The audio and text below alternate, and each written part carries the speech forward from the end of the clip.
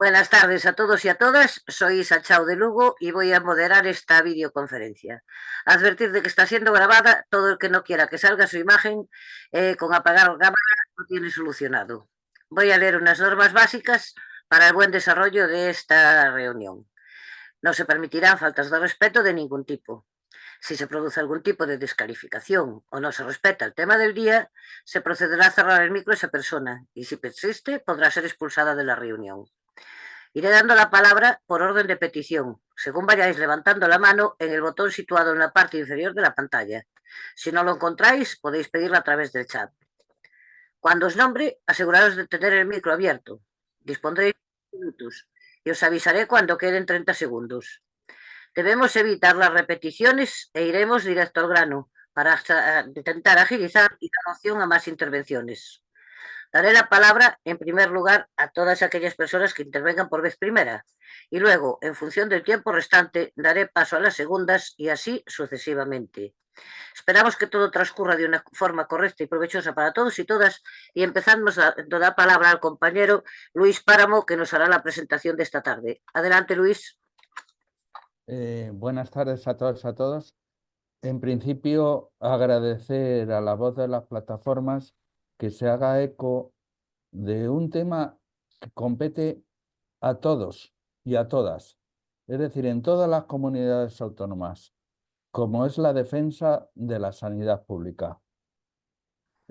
Presento a mi compañero Roberto Tornamira, que a pesar de su juventud, pues tiene un extenso currículum. Pertenece a una asamblea de la Comunidad de Madrid, como es Vecinas, Vecinos, Barrios y Pueblos de Madrid. Fue dirigente de la Unión General de Trabajadores, UGT. Pertenece en la actualidad al Comité para la Alianza de Trabajadores y Pueblos, CAPT, y con él pues encontré una sintonía especial. Es una persona con la cual se establece una empatía perfecta. Se sabe trabajar en equipo. Él es un defensor a ultranza de la sanidad pública. Y sobre todo, me gustaría destacar en él su espíritu de lucha y que nos pueda informar al respecto cómo podemos defender la sanidad pública. Bienvenido, Roberto. Adelante. Muy bien, muchas gracias. Buenas tardes a todos y a todas colectivamente. Y la verdad es que es un placer compartir pues un par de horas que creo que dura la sesión, más o menos, con todos vosotros y vosotras y poder luego debatir, ¿no? Bueno, gracias a Luis por sus cariñosas palabras, la verdad es que excesivas, sobre todo por lo de la juventud.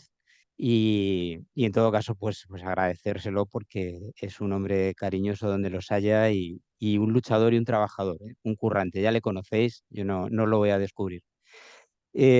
Bueno, yo voy a intentar ajustarme más o menos a 30 minutos, es decir, son las 18:14, pues a ver si a las 18:45 he sido capaz de acabar para poder abrir el debate, ¿no?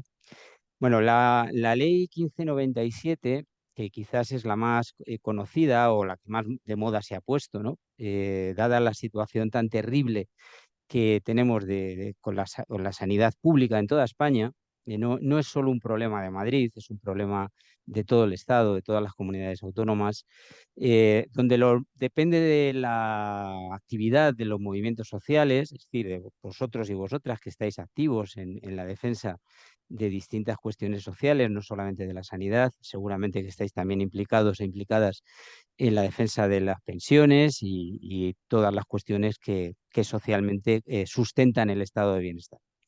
Decía que la ley 1597 parece que se ha puesto de moda, es una ley, como su propio nombre indica, del año 97, del gobierno Aznar, de aquella etapa tan tremenda del gobierno Aznar, es decir, la ley del suelo que nos llevó a la burbuja del suelo, y no me voy a detener en eso, es del año 98, cuando hacía pareja de baile con Rodrigo Rato, este individuo que no sale de la cárcel ni de los juzgados. Y por lo tanto estas dos leyes retratan perfectamente lo que es el pensamiento de la derecha o los objetivos de la derecha en nuestro país. Y hablo de la derecha, no solo del PP. El PP lo que pasa es que, para nuestra desgracia, pues ha gobernado, ¿no? Estas leyes retratan porque son extremadamente agresivas, mientras que la izquierda cuando gobierna pues parece que anda mirando permanentemente qué hace, qué no hace, qué reforma, qué ley se puede meter, todo siempre mirándolo con lupa, buscando el consenso y demás. La derecha no, la derecha establece sus leyes con unos objetivos muy claros y en este caso es la privatización absoluta de lo que haga falta. En la del 98, la ley del suelo fue la que dijo que se podía recalificar todo y vender todo suelo público y nos llevó donde nos llevó. Y la ley 1597 os voy a explicar y a demostrar con la propia ley, que la pondré, la compartiré en pantalla, porque siempre parece que leer el BOE da más confianza que lo que alguien te pueda contar, ¿no? No nos conocemos, incluso cuando alguien que conocemos nos dice, pues es que esta ley es muy mala. Y bueno, sí, pero muy mala, ¿por qué? Bueno, si además lo leo en el BOE, parece que ya nadie me puede manipular, ¿no? Y yo creo que de eso se trata, de dar información no sesgada, no manipulada y sí cierta y comprobada. Bueno, esta es un poco la introducción que yo quiero hacer de cara a lo que quiero exponeros. Mirad, la cuestión de la derecha, lo estabais diciendo en los comentarios previos al inicio de la sesión, pues es que no es un problema personal, no es una cuestión, es que Ayuso es muy mala, o es que Casado tenía razón cuando la acusaba de corrupta, o es que Rajoy era más tonto y Feijóo se pasea por la ría en una barca con un arco. Bueno, todo eso es real, está ahí, es subjetivo, pertenece al mundo de la persona, pero al final todos tienen un común denominador, que es su ideario, su pensamiento, su ideología, su forma de ver el mundo, de cómo quieren organizar la sociedad. Y en este sentido, el término conservadores, que podría tener algún apellido que otro, ¿no? O sea, hay conservadores más de derechas, menos de derechas, los hay liberales, los hay ultraconservadores, hasta el extremo. Bueno, en el mundo de los conservadores han conservado tanto sus conceptos que sus conceptos prevalecen desde hace 6 siglos. Me explico. Ellos, con el tema de la sanidad, con el tema de la educación, con el tema de las pensiones particularmente, tienen el criterio de que debiera de haber una red de mínimos que antiguamente se llamaba la beneficencia, donde el pobre acude porque no tiene otra opción. Y ellos, que son privilegiados, que son una minoría social, no tienen ningún problema porque pueden pagarse un médico, pueden pagar un colegio privado para sus hijos, pueden enviarles a estudiar a una universidad a otro país, en fin, no tienen ninguna necesidad de la red pública de servicios públicos. Y de ahí el problema de la fiscalidad. Por eso son tan reticentes a pagar sus impuestos, porque ellos consideran que ellos para qué van a pagar si no lo necesitan, lo que se paga con esos impuestos. Bien, en el siglo XV, y no me voy a entretener en la historia, es decir, no os voy a dar un coñazo de historia.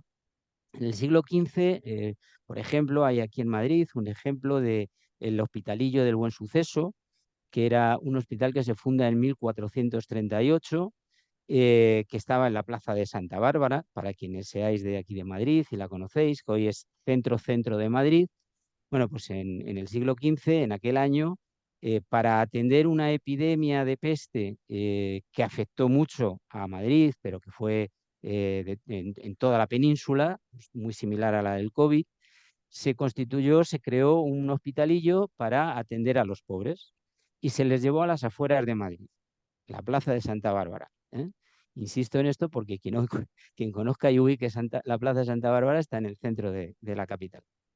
Bien, este era el concepto de la beneficencia. Vamos a llevarles allí para que allí estén controlados para que no nos contagien. Es muy parecido a lo que ha hecho Díaz Ayuso con el Hospital Zendal, un hospital cerca del Campo de las Naciones, donde es un hospital que no merece ese calificativo porque no tiene quirófanos, no tiene las dotaciones propias de un hospital y es más un almacén de enfermos.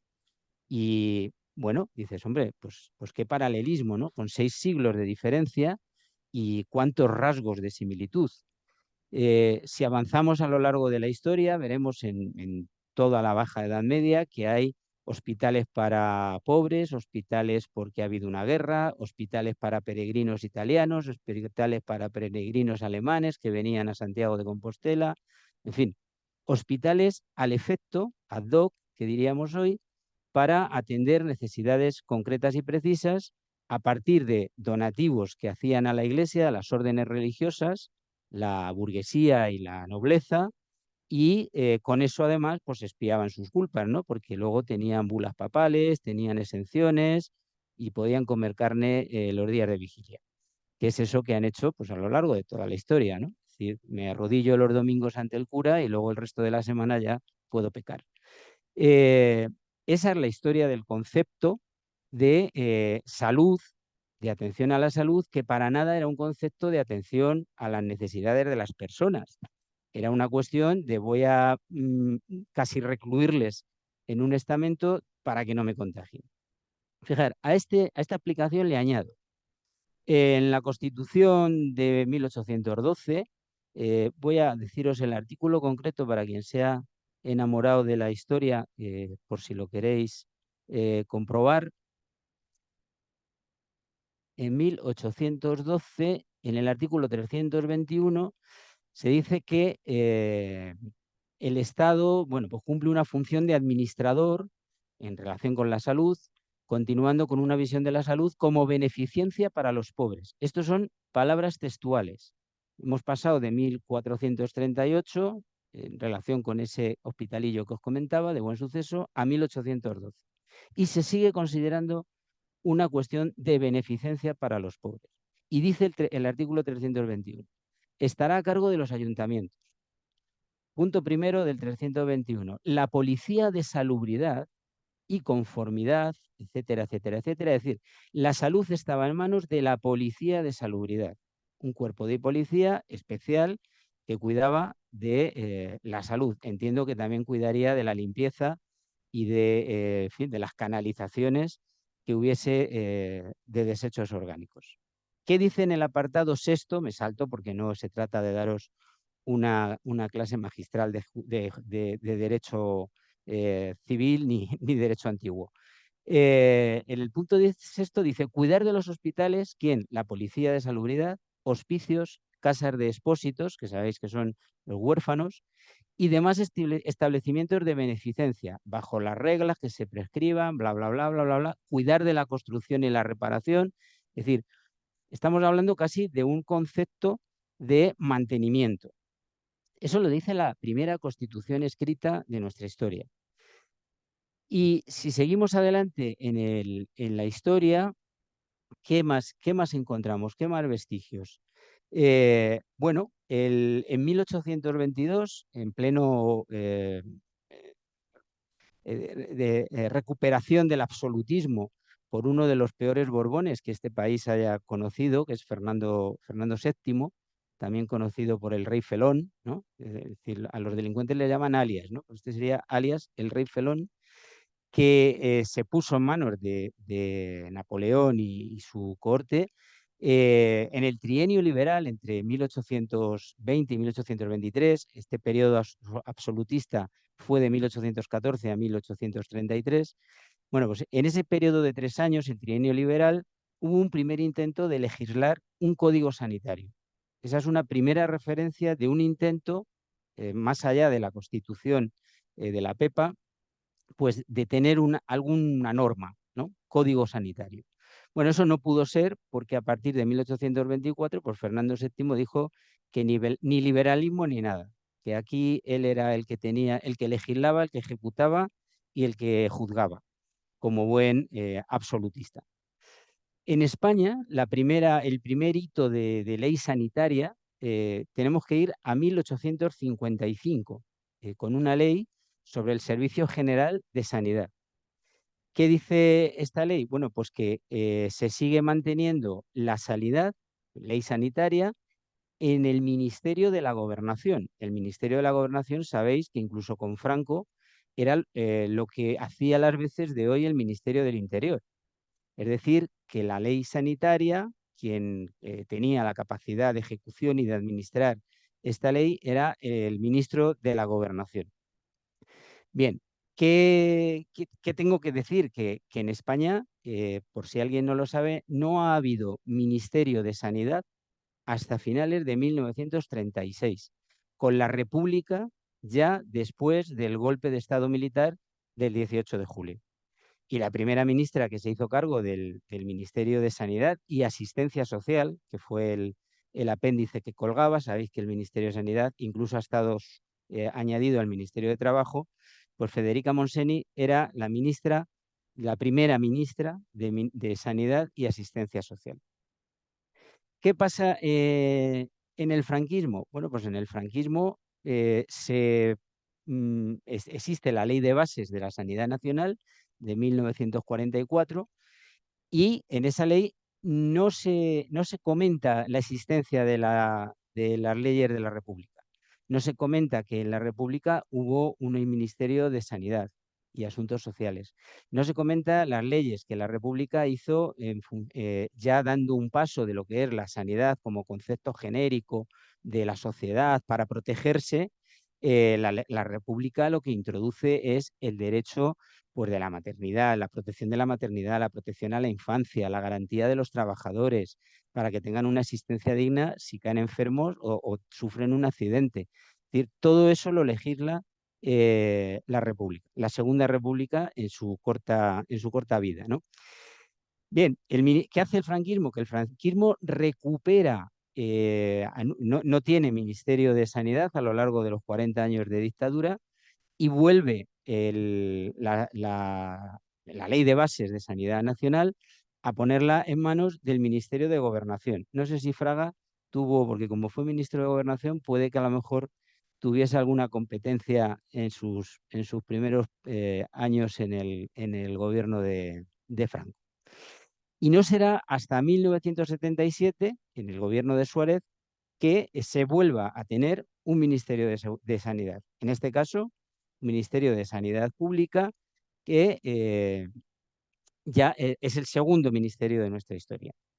Bien, con este repaso a la historia, que lo dejo ahí, no quiero insisto, simplemente dar unas pinceladas para retomar primero el concepto que desde los pudientes, desde las minorías privilegiadas siempre ha habido de la salud, que es una cuestión para pobres, que es una cuestión de que me autoprotejo yo y que es una cuestión que la pongo en manos de la policía, de la gobernación y la gestiono a través de la Iglesia.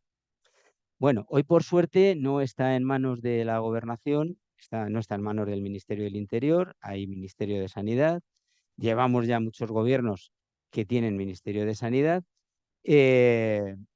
pero la privatización, que es la formulación novedosa que los pudientes de hoy, del siglo XXI, han establecido, es la privatización. Muchas de las privatizaciones están en manos de órdenes religiosas. Es decir, aquí en Madrid tenemos el hospital más antiguo de la historia de Europa, dicen, que es la Clínica Bot, muy cerca de la Puerta de Toledo, y que es un lugar visitable turísticamente porque es un convento, y sigue en manos de una orden religiosa. Y es una clínica que colabora con Sanitas, con Adela y con cualquier empresa de estas aseguradoras privadas. Y que tiene también desviaciones de pruebas diagnósticas y otras cuestiones que la seguridad pública, la sanidad pública, le traslada cuando ya está tan desbordada, que es la coartada para trasladarle negocio a la sanidad privada. Es decir, si yo cada vez deterioro más la sanidad, si cada vez tiene más carencias, si cada vez hay más gente en lista en espera, pues la forma justificada de darle negocio a la privada es que tengo que desatascar y tengo que dar salida a toda esa gente que me está protestando porque no le atiendo a su debido tiempo. Bueno, llegamos a la ley 1486. La ley 1486 es una buena ley, la primera ley de sanidad que se dice que universaliza la sanidad, y es verdad. Si os acordáis, los más mayores, os acordáis de la cartilla La cartilla del médico, aquella de plástico que llevábamos y que te la daban cuando te dabas de alta en un trabajo. Y luego, pues tu familia eran los beneficiarios. Bien, la ley del 86, que es del ministro Ernest Lluch, en el gobierno de Felipe González, es verdad que universaliza el sistema de salud. Es decir, el problema de la atención a los problemas de la salud individual ya no quedan al margen, como hasta este momento había ocurrido, pues salvo con el paréntesis de la República, a lo largo de toda nuestra historia, prácticamente.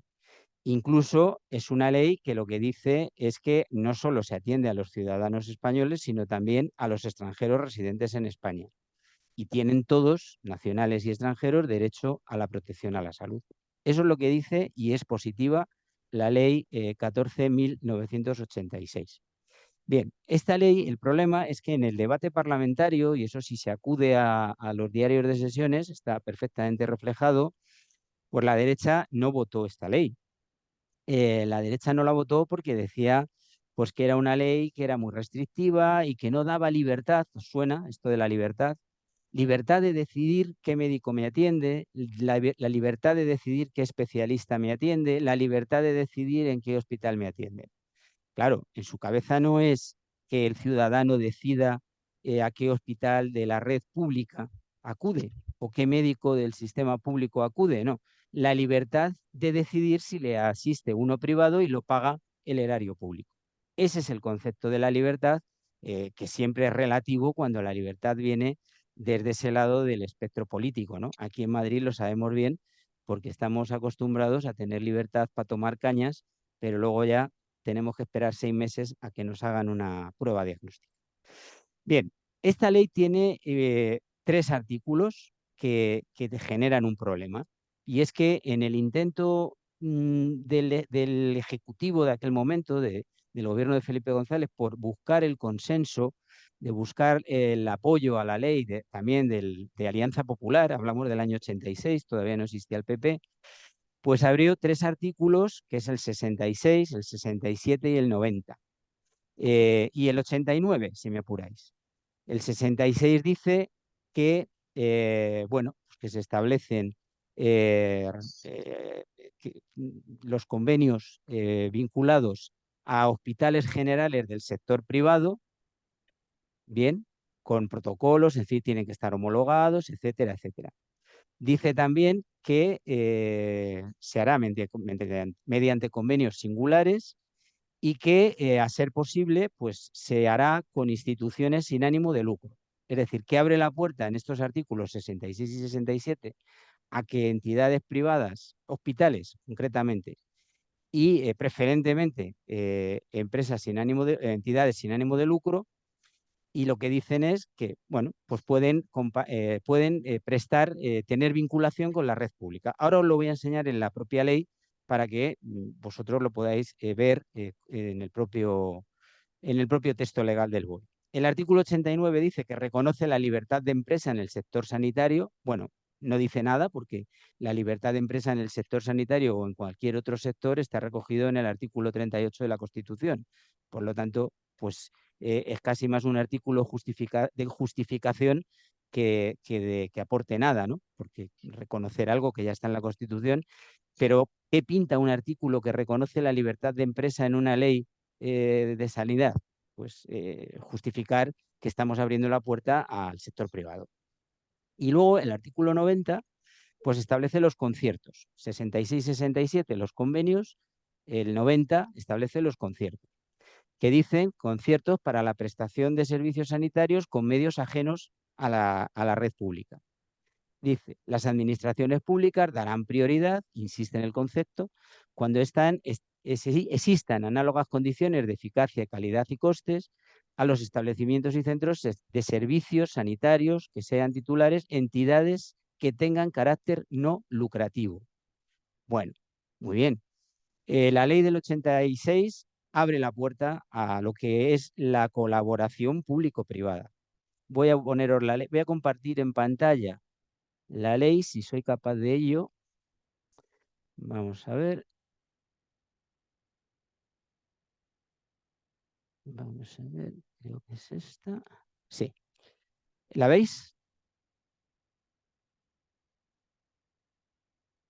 No, No se ve. no. Vamos a ver por qué no se ve. Vamos a ver, vamos a ver. ¿Ahora? ¿Se ve Sí, ahora? Ahora sí, sí, Ahora sí. sí, ¿no? Bueno, pues esto ya veis que es una copia del BOE, no es, esto no son apuntes míos ni son cosas que yo diga, ¿no? Ley 14 del año 86, Ley General de Sanidad. Una importante ley, es la primera, bueno, la primera ley que universaliza la sanidad y que atiende problemáticas concretas de los ciudadanos, ¿no? No como las leyes o como todo lo que he estado contando antes. Voy a bajar rápido para no...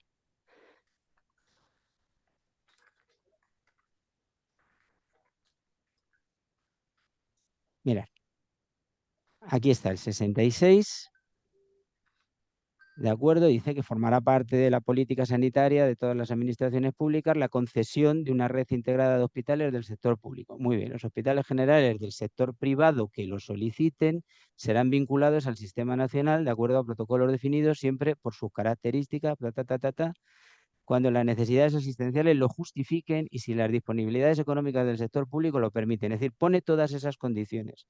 Es muy interesante todas estas condiciones para lo que ahora vamos a ver en la ley 1597. Dice que los protocolos serán objeto de revisión periódica, y que el sector privado vinculado mantendrá la titularidad de los centros, es decir, que en ningún caso es una nacionalización ni una intervención del Estado en establecimientos privados y dependientes del mismo, ¿no? De su propiedad, así como la titularidad de las relaciones laborales. Vale. Y vamos al 67, que este no le voy a leer completo, y lo que habla es de realizará mediante convenios singulares. ¿Qué realizará? La vinculación a la red pública de los hospitales que se refiere el artículo anterior. Bien, esta es la ley del 86. Si nos vamos al 90, pues vamos a ver la cuestión de los conciertos. Artículo 90. Las administraciones podrán establecer conciertos para la prestación de servicios sanitarios con medios ajenos a ellas. ¿Vale? Y bueno, no leo todo lo demás, porque lo que dice es pues, que se abre la puerta, pone condiciones, que sean, dice, eh, a los establecimientos y centros y servicios sanitarios a los que sean titulares entidades que tengan carácter no lucrativo. Bueno, las fundaciones, ojo, pueden tener carácter no lucrativo. Por ejemplo, la Fundación La Caixa tiene carácter no lucrativo, pero es propiedad privada del grupo Criteria, propiedad de CaixaBank. Es decir, que es una manera de también de luego pues de gravarte de donaciones, ¿no? Dejo de compartir esta ley y os voy a compartir la ley. Vamos a ver. Vamos a ver, no.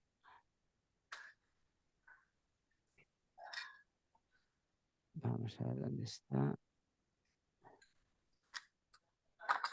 Esta. ¿La estáis viendo? Sí. Bien, pues esta es la 1597. 1597 de 25 de abril. ¿Vale? Esta ley, mirad, no tengo que bajar con el cursor rápido. Es una ley que solo tiene 3 páginas. No tiene más. Podéis ir al BOE y la veis. Tiene un artículo único. Hace mención a la ley del 86, aquella ley que no votaron, dicen, porque estamos hablando del gobierno Aznar en este momento, dicen que aquella ley incorporó el ámbito del Sistema Nacional un modelo organizado de centros y servicios caracterizado fundamentalmente por la gestión directa y tradicional en las instituciones sanitarias de la Seguridad Social. Muy bien. Que dicha norma reguló la vinculación de hospitales generales de carácter privado mediante convenios singulares y los conciertos para la prestación del servicio sanitario con medios ajenos, dando prioridad a los establecimientos de carácter no lucrativo o sin carácter lucrativo. Al objeto de ampliar, que es lo que esta ley dice, que es un eufemismo, ¿no? Dice sobre habilitación de nuevas formas de gestión del sistema nacional. Bueno, ahora vamos a ver el verdadero objetivo de esta ley. No son nuevas formas de gestión, es abrir plenamente puertas y ventanas a la participación privada en el sistema público de la sanidad. Dice que al objeto de ampliar las formas organizativas de gestión de los centros, no solo directamente, y ojo a este párrafo porque es fundamental, sino indirectamente, mediante cualesquiera entidades admitidas en derecho.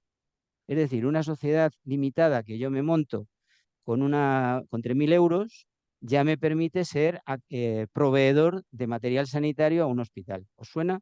Las mascarillas, los respiradores, los EPIs, en fin, y cualquier cosa, ¿no? Yo puedo comprar vacunas en China y venderlas en Albacete. Si la Diputación de Albacete me lo acepta, pues ya he pegado el pelotazo, ¿no? Cualesquiera entidades admitidas en derecho. Esta es la clave, ¿eh? Cualesquiera. Pero por si no queda claro, continúa. Así como a través de la constitución de consorcios, fundaciones u otros entes dotados de personalidad jurídica, pudiéndose establecer además acuerdos o convenios con personas, ojo, con personas, es decir, un autónomo también, o entidades públicas o privadas. Y volvemos a lo mismo y entraríamos en bucle, ¿no? Y cualquier entidad jurídica reconocida en derecho. Entidades públicas y fórmulas de gestión integrada o compartida. Bueno, esto es lo que justificó, por ejemplo, en 2003, aquí en Madrid, después del Tamayazo, que Esperanza Aguirre le entregase a constructoras como ASF, no me acuerdo ahora la sigla, de la constructora de Florentino Pérez, o a SACIR o a Ferrovial, a cualquiera de las grandes constructoras, por la construcción de hospitales y luego que se quedasen con la gestión.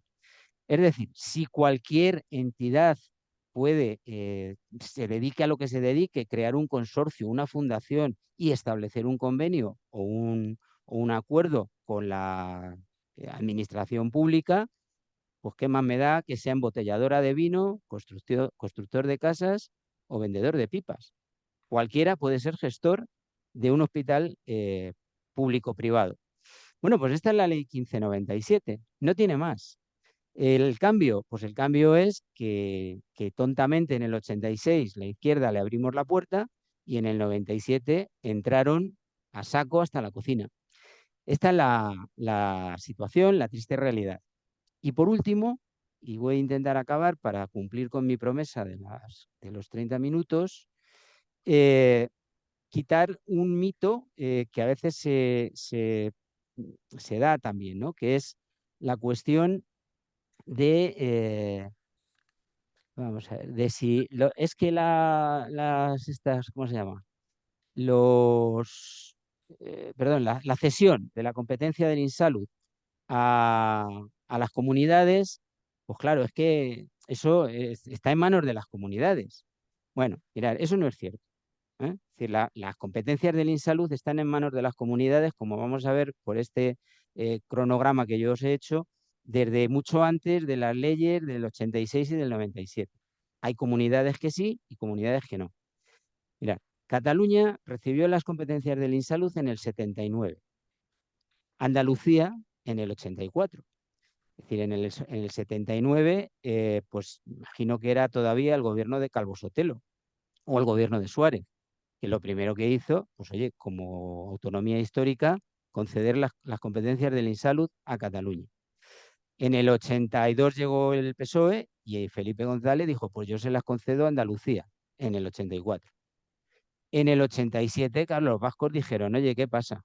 ¿Qué broma es esta? Nosotros también somos históricos. Pues concedidas. Y País Valenciano, porque también es País Valenciano y tiene esa consideración de nacionalidad. Galicia la obtuvo en el 90 y Navarra la obtuvo en el 90, a la par, el mismo 28 de diciembre, no era una broma, no era el Día de los Inocentes y fue una broma. Fueron reales decretos consecutivos, el 1679 para Galicia y el 1680 para Navarra. Y después habría que esperar al 94 para concedérselas a Canarias, ya gobierno Aznar. Bien, en el 2001, es decir, ya habían pasado la ley del 86 y la ley del 97, en el 2001 hay una batería de 10 decretos del mismo día, 27 de diciembre, que se le traspasan las competencias del INSALUD al resto de comunidades autónomas. Por tanto, es que han sido las comunidades autónomas cuando han recibido las competencias del INSALUD las que han establecido la privatización. No es verdad.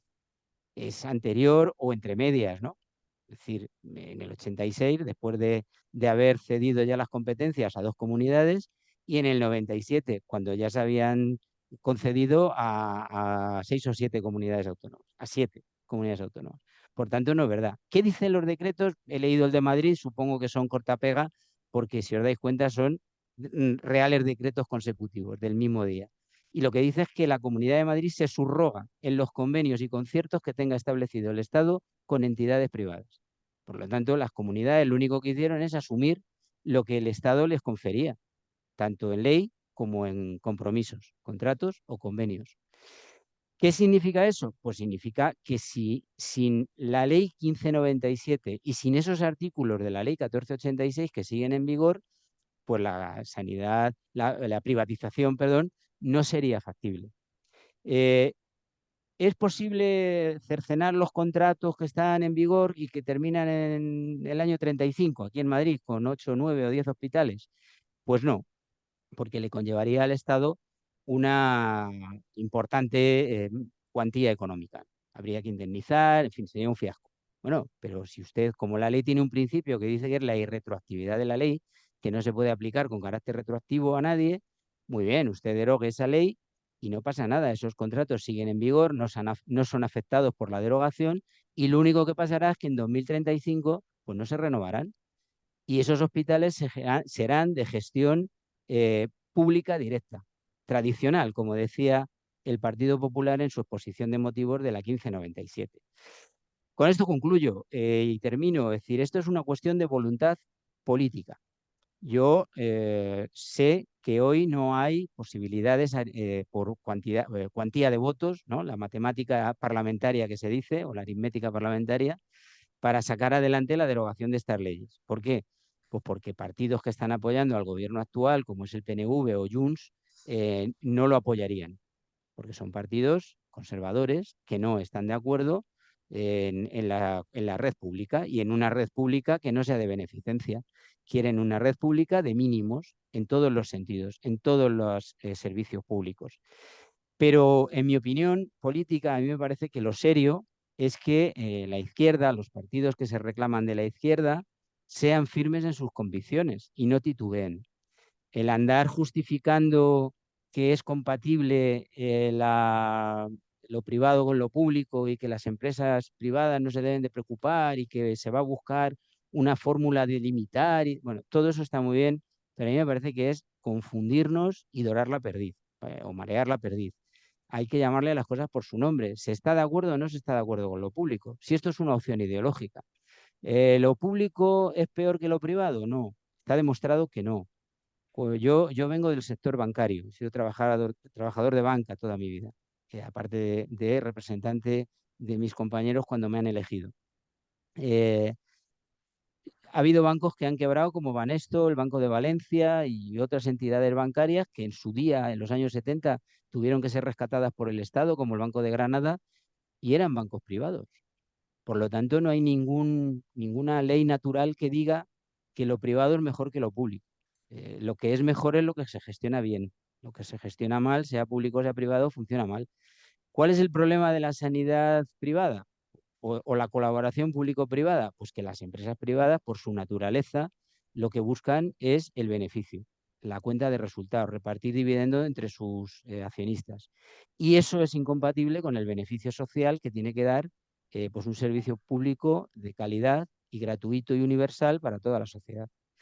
Y ahí lo dejo porque creo que ahora lo que interesa es escucharos a vosotros y vosotras. Gracias por vuestra paciencia y a vuestra disposición.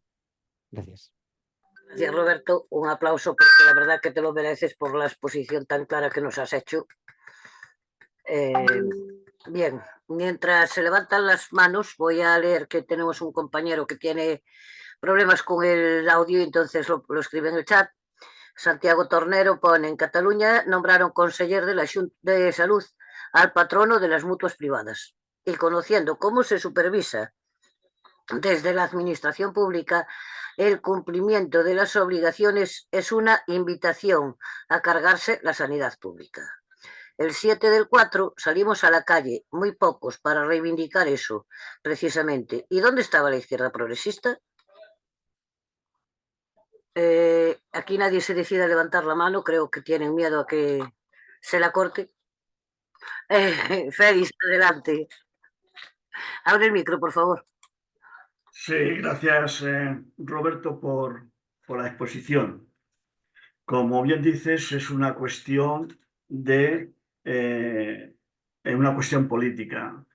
Y la izquierda ha tenido la posibilidad, bueno, la llamada izquierda, de derogar la ley 15/97 cuando tenía mayoría absoluta el señor Zapatero. Y allí lo que se planteó fue que, bueno, no derogarla, pero sí hacer una modificación. Solo presentaron, pues, CAS y lo presentó, pues, quiero recordar, Izquierda Unida en aquel entonces.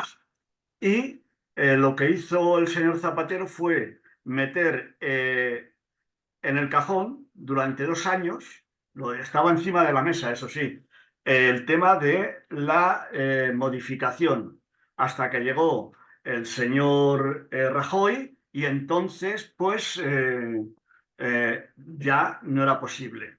Hoy decimos, o ha dicho el compañero, que no es posible por la cuestión de los votos y tal. Vamos a ver. El año pasado, nosotros estuvimos un año completo eh, haciendo lo que era la ILP para la derogación de la 1597. Curiosamente, los equipos, vamos, los partidos que estaban en el gobierno, en aquel entonces también estaba Podemos, nadie quiso hacerse eco de lo que estaba la calle pidiendo, o algunos en la calle. Y curiosamente, hoy que no están en el gobierno, piden la derogación de la ley 1597. En resumidas cuentas, estamos muy hartos la gente de que nos tomen el pelo y no hay voluntad política por parte de la izquierda o la llamada izquierda. Con lo cual, como no sea de que la gente se ponga las pilas y haya una movilización multitudinaria, esto vamos a seguir sufriéndolo. O sea que yo soy pesimista en este aspecto. Gracias a todos. Gracias, Félix. Luis. Sí, Roberto, brillante tu intervención. Me surgen varias dudas. Has mencionado que nos iríamos, si no lo he entendido bien, al año 2035. Yo rogaría que me confirmases esto y bueno, que ya las leyes son muy farragosas y muchos aspectos técnicos, ¿por qué negarnos en ese sentido? Pero en el lenguaje coloquial, en este grupo que somos 26 participantes, ¿cómo podemos defender la sanidad pública, independientemente de que nuestros legisladores son los que tienen la última palabra? Y luego entiendo de que tu presentación sobre las carencias de la sanidad pública es a nivel estatal, no solo a la Comunidad de Madrid. Nada más. Gracias, Luis. Pilar.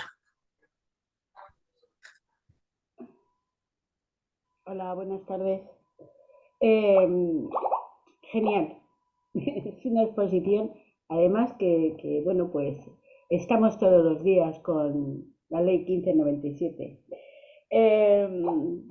A ver.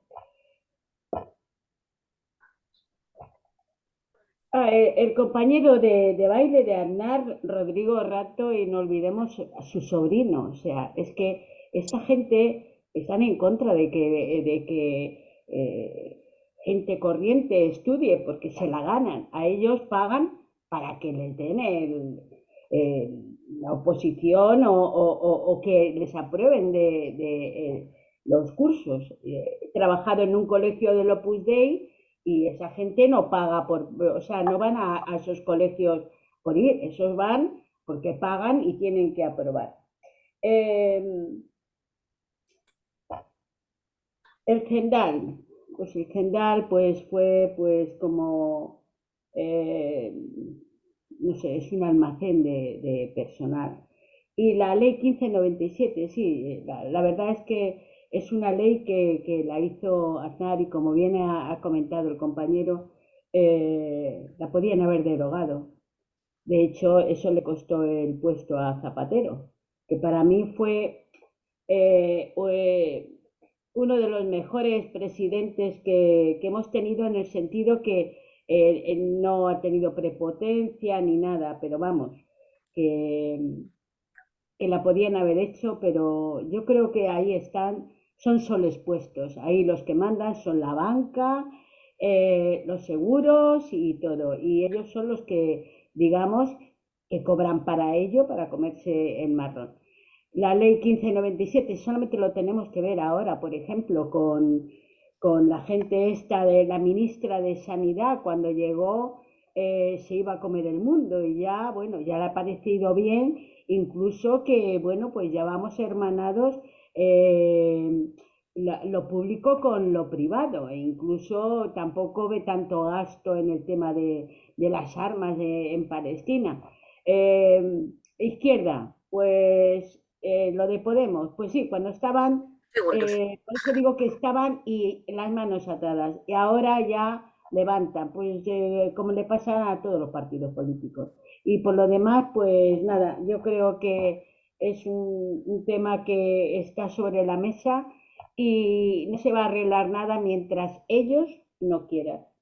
Pero bueno, nosotros como pensionistas, insistir, persistir, resistir, nunca desistir, vamos a seguir machacando el clavo. Muchas gracias. Gracias, Pilar. Oye, Roberto. Bien, bueno, pues muchas gracias por las preguntas y por el tono del planteamiento, ¿no?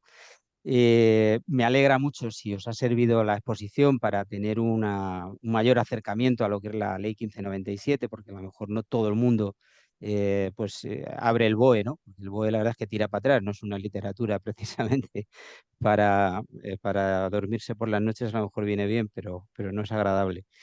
Bien, estoy de acuerdo con muchas de las cosas que habéis dicho. Realmente hay alguna pregunta y alguna cuestión que voy a precisar, pero por supuesto lo que decía Santi del tema de las mutuas, claro, pues si tú pones al frente de la Consellería de Sanidad a un miembro de la patronal, pues blanco y en botella, ¿no? Es decir, va a hacer lo que sus asociados de empresa le piden, ¿no? Que es que las mutuas sean realmente lo que son, una forma de controlar a los trabajadores cada día más. Es decir, si por ellos fuesen, pues los trabajadores no tienen derecho a la baja. Son unos vagos, ¿no? Que es que se quieren curar y todo. Es decir, pues con esos parámetros es muy difícil, ¿no?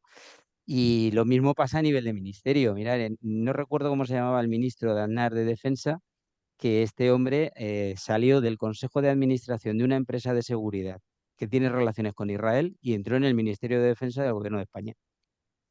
Es decir, y así va todo, ¿no? Y si le vemos el currículum a los distintos ministros, pues vamos viendo un poco de dónde pajean, sobre todo los de la derecha. Los de la izquierda tienen otras trayectorias, que se desvían las balas cuando llegan al ministro, pues la bala se desvía, trae una trayectoria correcta y al llegar al ministerio, ¡pum!, cambia de dirección. Félix, bueno, efectivamente compartimos, es una cuestión política, de voluntad política, de querer. El problema, mira, yo soy afiliado del PSOE, ¿eh? Es decir, no lo ha dicho antes Luis, pero yo lo confieso, lo digo, pero yo soy una minoría dentro del PSOE, porque soy socialista. No soy socialdemócrata, ni social liberal, ni socialista cristiano, ni todas estas cosas que hay ahora y que son corrientes mayoritarias de pensamiento dentro del Partido Socialista. ¿Y sabéis por qué me mantengo ahí?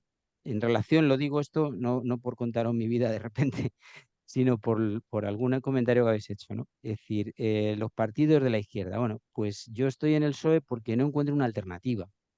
Si encontrase una alternativa que defendiese, por ejemplo, que los sectores estructurales tienen que ser del Estado, pues ese sería mi partido. Si encontrase un partido que decidiese, que dijese a las claras, mi objetivo es la República como forma de Estado, Pues ese es mi partido.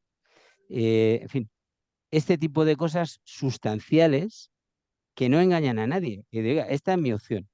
La ultraderecha lo dice, claro. Yo quiero recentralizar el Estado. Y lo dicen. ¿Por qué? Porque sus votantes quieren eso y piensan eso. Muchos de ellos a lo mejor no saben ni lo que están diciendo, ni de qué hablan. Pero no hay que tomar por tonta a la gente, hay que decir las cosas honestamente. Y los partidos de izquierdas, pues a cambio de gestionar el Estado, han dimitido de gobernar el Estado. Es decir, llegan al poder, tienes ¿el poder para qué? El poder para cambiar las cosas, el poder para derogar una ley si te está haciendo mal, el poder para establecer una ley si es necesaria para hacer bien, el poder de defender lo público que ha sido pagado con las cotizaciones y con el IRPF de generaciones y generaciones de trabajadores y trabajadoras. Oiga, eso es lo que tiene que defender la izquierda. Y si me llame usted antisistema, pues efectivamente, yo no me identifico con el sistema económico hegemónico que nos lleva a la barbarie, como vemos todos los días, ¿no? Nos rodea la barbarie. Y parece que nos estamos acostumbrando a ella. Ese es el drama. Ahora, ¿dónde hay un partido? No lo hay. En el Comité por la Alianza de Trabajadores y Pueblos, que ahí convivimos socialistas, comunistas, trotskistas, anarquistas, es decir, gente de todo pelaje. Cada uno a título individual. No representamos a nuestras organizaciones a las que estemos afiliados. Y estamos de acuerdo en muchas cosas. En otras no estamos de acuerdo, no pasa nada. Ya sabemos en lo que no estamos de acuerdo. Pero eso no nos lleva a pelearnos. ¿Y qué decimos? Una cosa que en la que estamos de acuerdo todos. La sociedad española, la mayoría social española, la minoría no me interesa para nada. La mayoría social española está huérfana de partido. Entonces, cuando decía Félix, pues esto es una cuestión política y el PSOE pudo resolverlo y no lo resolvió, pues efectivamente. Y no lo resolvió y en el 2010 nos metió una reforma laboral que le tuvimos que hacer una huelga general. Zapatero, un buen presidente, tiene razón Olga, pero cometió sus pecados. Hizo cosas por querer ser un buen gestor en lugar de ser un buen gobernante. Porque cuando tú gobiernas, tú tienes que tomar decisiones sin que te influyan los lobbies, sin que te influyan los grupos de presión y de interés económico. Ahora, si eres un gestor, pues eres como el administrador de mi finca. Te atienes a lo que te diga la Junta de Vecinos. Y entonces ya no eres un buen gobernante. Puede que seas un buen gestor. Eso luego ya es relativo. Entonces, efectivamente, el PSOE no planteó la derogación de la ley 1597 ni modificó la 1486. Y la 1486, esa es muy larga y por eso no la he explicado entera, tiene muchos artículos derogados, porque esa era una ley que en el año 86, por ejemplo, incorporaba la prevención de riesgos laborales.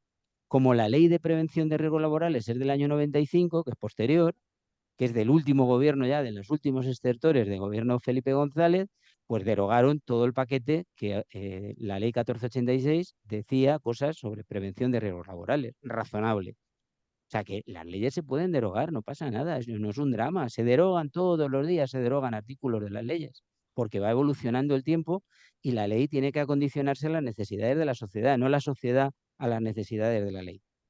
Entonces, mirad, ¿qué hacer? Pues mirad, la carta a la ministra, esta que hemos estado hablando, no sé si estabais todos incorporados y todas, Isa os la va a pasar porque Luis Páramo la ha pasado y además está haciendo un gran trabajo el compañero Luis, se lo quiero reconocer públicamente. Bueno, estamos recogiendo firmas en toda España. Yo ahora mismo no sé cuántas habrá, yo estoy seguro que estamos por encima de 500 y probablemente estemos cerca de las 1000. Cuando tengamos 1000 las vamos a refundir esta semana que viene, vamos a ir al Ministerio de Sanidad a registrar la carta, personalmente, físicamente, no vamos a ir online ni estas cosas. Y en esa carta, en el texto veréis que le pedimos una reunión a la ministra. Yo no sé si nos la va a conceder o no, sé que se la ha concedido a las Mareas Blancas hace unas semanas, que luego el día 11 hubo otra reunión, pero a esa reunión, si era para decir que derogase la ley 1597, entonces no podías ir, o parecía que no debías ir, ¿no? Debe ser como el pleno ese del ayuntamiento que contaba el compañero de Alcorcón. Dice que nos han invitado a firmar una carta, no sé qué, no sé cuántos, hemos ido al pleno, nos han leído la carta, pero no nos han dejado hablar de la 1597. Dice, bueno, es cuando te invitan para que te hagas una foto con una fiesta, para otra cosa, que es para darte publicidad de cosas que quieres hacer, de la ley antitabaco, que está muy bien, de la amniocentesis en los bebés antes del parto, todo eso está muy bien. pero lo fundamental es el daño que la privatización, la intervención de las empresas privadas están haciendo a la sanidad pública. Y cuando presentemos la carta y pasen unos días y veamos si nos responde la ministra, luego haremos una ronda por todos los grupos parlamentarios y sacaremos conclusiones. Y diremos, bueno, pues ¿qué dicen los grupos parlamentarios? Oye, lo mismo somos capaces de demostrarle al gobierno progresista de coalición que hay una mayoría de grupos parlamentarios que están por la labor de la derogación de la 1597 y se llevan una sorpresa y nos sorprendemos todos. Pues ojalá sea eso. Es decir, que lo de la aritmética parlamentaria es muy relativo. Cada grupo hace una cosa en función de sus intereses cortoplacistas y lo mismo te dan una sorpresa. Yo, por ideología, lo dudo. Es decir, PNV no le veo votando no a la privatización. A Junts, que es más de derechas que la Guardia Civil, el Puigdemont, pues no le veo votando contra la privatización. Ahora, que votan, pues maravilloso. Oye, como si vota Abascal, aunque sea por error, y se deroga la ley por error votando en el Parlamento, pues derogada queda. Es un avance de la lucha de la gente que quiere defender la sanidad pública. Y estoy de acuerdo con Félix, solo la movilización lo va a resolver. Aquí solo lo resuelve la movilización. Solo les preocupa la movilización y la publicidad. Si les tocas en la reputación y les tocas en la movilización en la calle, la movilización de masas, entonces sí, se preocupan. Si no, ni puto caso. Por eso, el 19 de mayo, ya lo podemos hacer público porque ya se ha convocado la manifestación, el 19 de mayo va a haber otra gran manifestación, esperemos que sea otra macro manifestación en Madrid en defensa de la sanidad pública. Ya os hago la primicia. Preguntaba Luis Páramo que le confirmase lo de 2035. Pues sí, así es, porque los contratos que concedió Esperanza Aguirre a las empresas privadas para gestión de hospitales públicos, pues fue a 30 o 35 años. Entonces toca en el 2035, porque esto fue en 2005, pues en 2035. Fue justo después del Tamayazo, es decir, el Tamayazo explica la privatización. Dice, joder, no jodas, a ver si va a gobernar uno del PSOE, el Simancas, y se confunde y no abre las puertas a la privatización, a pesar de las leyes que tenemos del Estado que nos la permiten. Y así ocurrió, ¿no? Entonces, ¿cómo se defiende la sanidad pública? Hombre, Luis, tú eso lo sabes perfectamente porque lo practicas cada día. Te veo luchando para arriba y para abajo, movilizando, atendiendo las necesidades de las asociaciones vecinales, peleando, lo que estamos haciendo. Pero los movimientos sociales, yo creo que es un error, y esto sé que me meto en un jardín, pero no me importaría abriros la puerta a otro debate, que es la cuestión de la política. Es decir, el apartidismo, en mi opinión, es un error. Otra cosa es que los partidos fagociten o se hagan cargo de las movilizaciones, no, cada uno en su sitio. Y la tierra para el que la trabaja. Pero tener en cuenta que quien no quiere al Estado y quien no quiere a los partidos políticos es la derecha. El renunciar a los partidos políticos, el atacar permanentemente a los partidos políticos, el denigrarles, el decir no aparezcáis, eso es contra nuestros intereses. Los partidos políticos cometen errores, sus direcciones, pero los partidos políticos como los sindicatos no son propiedad privada de sus direcciones. Yo soy de la UGT, ahora ya estoy retirado y pago mi cuota y no estoy de acuerdo con la dirección. Y he sido dirigente del sector financiero a nivel estatal, de todas las entidades financieras de España, de las aseguradoras, de las empresas de planificación. Conozco perfectamente cuál es el segundillo y no estoy de acuerdo con la dirección, como no estoy de acuerdo con Pedro Sánchez en su posición en el tema de Palestina. Digo una frasecita por aquí, quedó bien, pero no rompo relaciones con Israel. Ah, pues rompe relaciones con Israel, hombre. Pues deja de venderle armas, pues deja de tener relaciones comerciales, ese tipo de cosas. No me vale la verborrea. Decir bla, bla, bla, y dentro de 6 meses una conferencia de paz. Pero bueno, dentro de 6 meses, ¿a qué palestino vas a defender? Si llevan 34.000. Si esto es una masacre. Entonces, bueno, perdonad porque la pasión a veces me lleva. Entonces, creo que la solución es política. Hacemos política. A mí me da mucho coraje cuando la Ayuso dice, es que hacen política cuando se manifiestan. Y dice, hombre, claro, ¿y tú qué haces? Aparte de robar con el testaferro de tu novio, ¿qué es lo que haces? Pues política. Cuando privatizas, haces política. cuando destruyes la sanidad porque quitas plazas de interinos, estás destruyendo la sanidad y estás haciendo política. Es un concepto que tienes en la cabeza, ideológico, que te le respeto, como diría el filósofo, pero no lo comparto. Esa es tu opción, pero es que no es la mía, por eso jamás te voy a votar.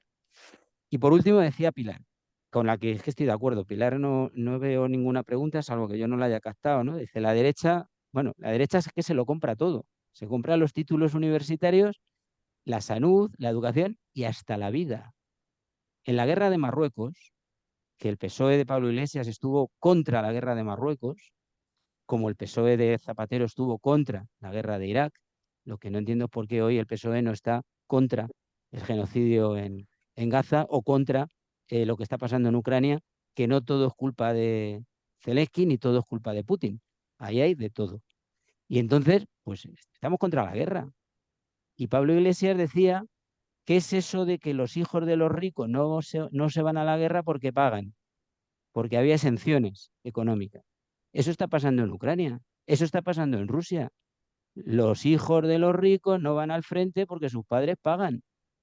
Por lo tanto, la derecha se lo compra todo. Por eso no quiere pagar los impuestos, porque ellos no necesitan red pública. La banca manda, claro, y las energéticas, y las telecomunicaciones, en fin, la banca, claro, la banca en España, el sector financiero en España tiene un poder, no te voy a decir omnímodo, pero se ha convertido en un oligopolio con un poder tremendo, como jamás ha tenido, porque está concentrado el poder en 5 entidades, tienen más del 70% del negocio. Pero si miráis las grandes empresas del sector de la salud, están concentradas en 5 aseguradoras y 2 o 3 grandes como Quirón, Aderlas, Sanitas, Asisa, AXA y Quirón. Ahí tenéis un paquete de 5 grandes empresas que aglutinan prácticamente pues, el 80% del negocio. Y si os vais a las telecomunicaciones, pues Telefónica, Vodafone, no sé quién, son oligopolios, porque el capital tiende a su concentración. El capital es salvaje para sí mismo. Por eso se fusionan permanentemente empresas con empresas. Por eso se compran acciones. Ahora los cataríes quieren comprar Naturgy. Y está todo el mundo espantado. Hay que intervenir, hay que comprar acciones, dice Yolanda Díaz. Coño, menos mal que eres del PC, camarada. O sea que tu opción económica es comprar acciones. Es hacerte inversora. Yo me recuerda, no sé si habéis visto la obra de teatro de Fernando Pessoa, ¿no? El banquero anarquista. Toda su vida luchando contra el capital, se hizo banquero y dijo, bueno, yo ya soy el dueño del banco. Tanto tranquilos que ya tengo yo el poder. Y ya se dejó de ser anarquista. Es una obra de teatro que os recomiendo leída o como espectadores. Bueno, creo que os he contestado. Si me he dejado alguna cosa en el tintero, me reiteráis. Manuel. Bueno, pues nada, muchas gracias, Roberto. Ha sido, efectivamente, es algo que lo sabíamos y lo has puesto ahí. Y esto es bueno para comenzar este debate que yo creo que es interesante. Yo creo que, contradiciendo en algo a Luis Páramo, diría que la última palabra no la tienen los legisladores, la última palabra la tiene el pueblo, la tenemos nosotras y nosotros siempre. Y por lo tanto, lo que decía Roberto, la movilización, lo que decía Félix, además es que pues, las movilizaciones son las que pueden hacer cambiar el rumbo a esta ola de capitalismo salvaje que es la financiarización de la vida y de toda la política. Efectivamente, somos, en el movimiento pesoísta somos políticos, porque hacemos política reivindicando las pensiones públicas y todo lo público, pero como tales organizaciones somos apartidistas, es decir, pues cada una puede militar en el partido o sindicato que quiera, efectivamente, pero existe una gran desconfianza, pero muy arraigada ya. Yo, por lo menos a mí, a mi nivel personal, ya me siento completamente defraudado por por esos partidos que se supone que están a la izquierda del PSOE, porque se han plegado ya a esa ola de privatización y de dar a los fondos buitre pues toda la carnaza que hay en lo público. Y después otra última reflexión, aunque parezca un poco no sé, tengo miedo de plantearlo, pero sí que me preocupa el tema de las comunidades autónomas. Las comunidades autónomas es un avance, yo creo, en el desarrollo democrático político de este país. Sin embargo, hay otra cosa, hay una parte con efecto secundario, que es el facilitar de alguna forma la privatización de los servicios públicos. Y lo hemos visto con la educación, lo hemos visto con los servicios de la dependencia, las residencias, lo estamos viendo con la sanidad en Madrid y en multitud de sitios, aquí en Castilla y León, el Hospital de Burgos, por ejemplo, que es increíble la millonada que llevan ahí gastado para... han tirado lo público, han puesto uno privado y lo están gastando todo el dinero ahí. Increíble, ¿no? El Zendal, ¿no? Es una cosa que solamente 200 pacientes han pasado el año pasado por ahí. Ahora en este año van 50 y tantas personas, o sea, lo que va de año, 50 personas en un hospital. O sea, parece de chiste, ¿no? Entonces, también las pensiones están en peligro. También si se negocia por presiones del País Vasco, de Cataluña, de transferir la seguridad social o parte de la seguridad social o la gestión de las pensiones públicas a las comunidades autónomas, puede dar lugar a que se facilite de alguna forma la privatización de los servicios públicos. Bueno, lo dejo ahí porque nada más. Gracias, Manuel. Freitas, ya te iba a avisar de los 30 segundos, quede claro. Adelante, Freitas. Abre el micro. Ya lo tengo abierto. Buenas tardes, Roberto. Vamos a ver. Yo llevo en la Seguridad Social afiliado desde el 2 de mayo, va a hacer ahora 52 años, de 1972. Me afilió el abuelo de una persona que su apellido Espinosa ha vinculado y se vincula todavía en la política. Desde aquel entonces, mucha gente se nos mentalizaba con la idea de que la Seguridad Social lo que se pagaba era para la construcción de hospitales, la atención médica, y todo lo referente al trabajador. Cotización propia. Cotización propia. Por lo cual, hospitales que hay en España son de los trabajadores. Por lo cual, la asistencia médica la pagábamos los trabajadores. No la pagaba el Estado. ¿Por qué cuando empezó el boom sindical, UGT, comisiones y demás, no fomentaron la misma idea que teníamos en la época anterior? Ese es un gran motivo. Por otro lado, la sanidad se ha dispersado en 17 autonomías. Como se ha dispersado en 17 comunidades, cada comunidad tiene su consejero de sanidad. Aquí, en mi ciudad, en Vigo, se nos quiso hacer una marranada. Un hospital pagado con fondos públicos de sanidad de la Consellería de Galicia, o sea, con dinero de los trabajadores que aportaron y que estaban aportando, hacerlo privado. Salimos a la calle. Salimos a la calle. Y le dijimos al señor Feijóo que no. Que no. Entonces, ahí está una cuestión. Y mi pregunta va, si está separada la sanidad, ¿por qué centralizamos en Madrid? Madrid tiene sus problemas. Otra comunidad autonómica de cualquier parte de España tiene las suyas. Entonces, en cada comunidad autonómica, la fuerza que hacemos, ¿de qué nos sirve? Si por lo que parece tenemos que pedir permiso a Madrid. Cuando Madrid, a mí no me afecta en que la gente de Madrid esté en las condiciones que está. Eso sí me saca de quicio. Pero lo que hagan en Madrid, si la gente de Madrid no se espabila como nos espabilamos nosotros aquí, vete sin cuidado.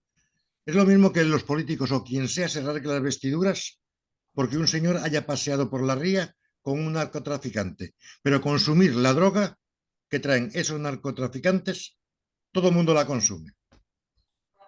O sea, señores, conciencia. Estemos a lo que estamos. Aquí no es cuestión de que uno sea de un partido o de otro. Yo en mi familia tengo políticos. Tenía. Descansa en paz. Y favor que nos ha hecho la familia.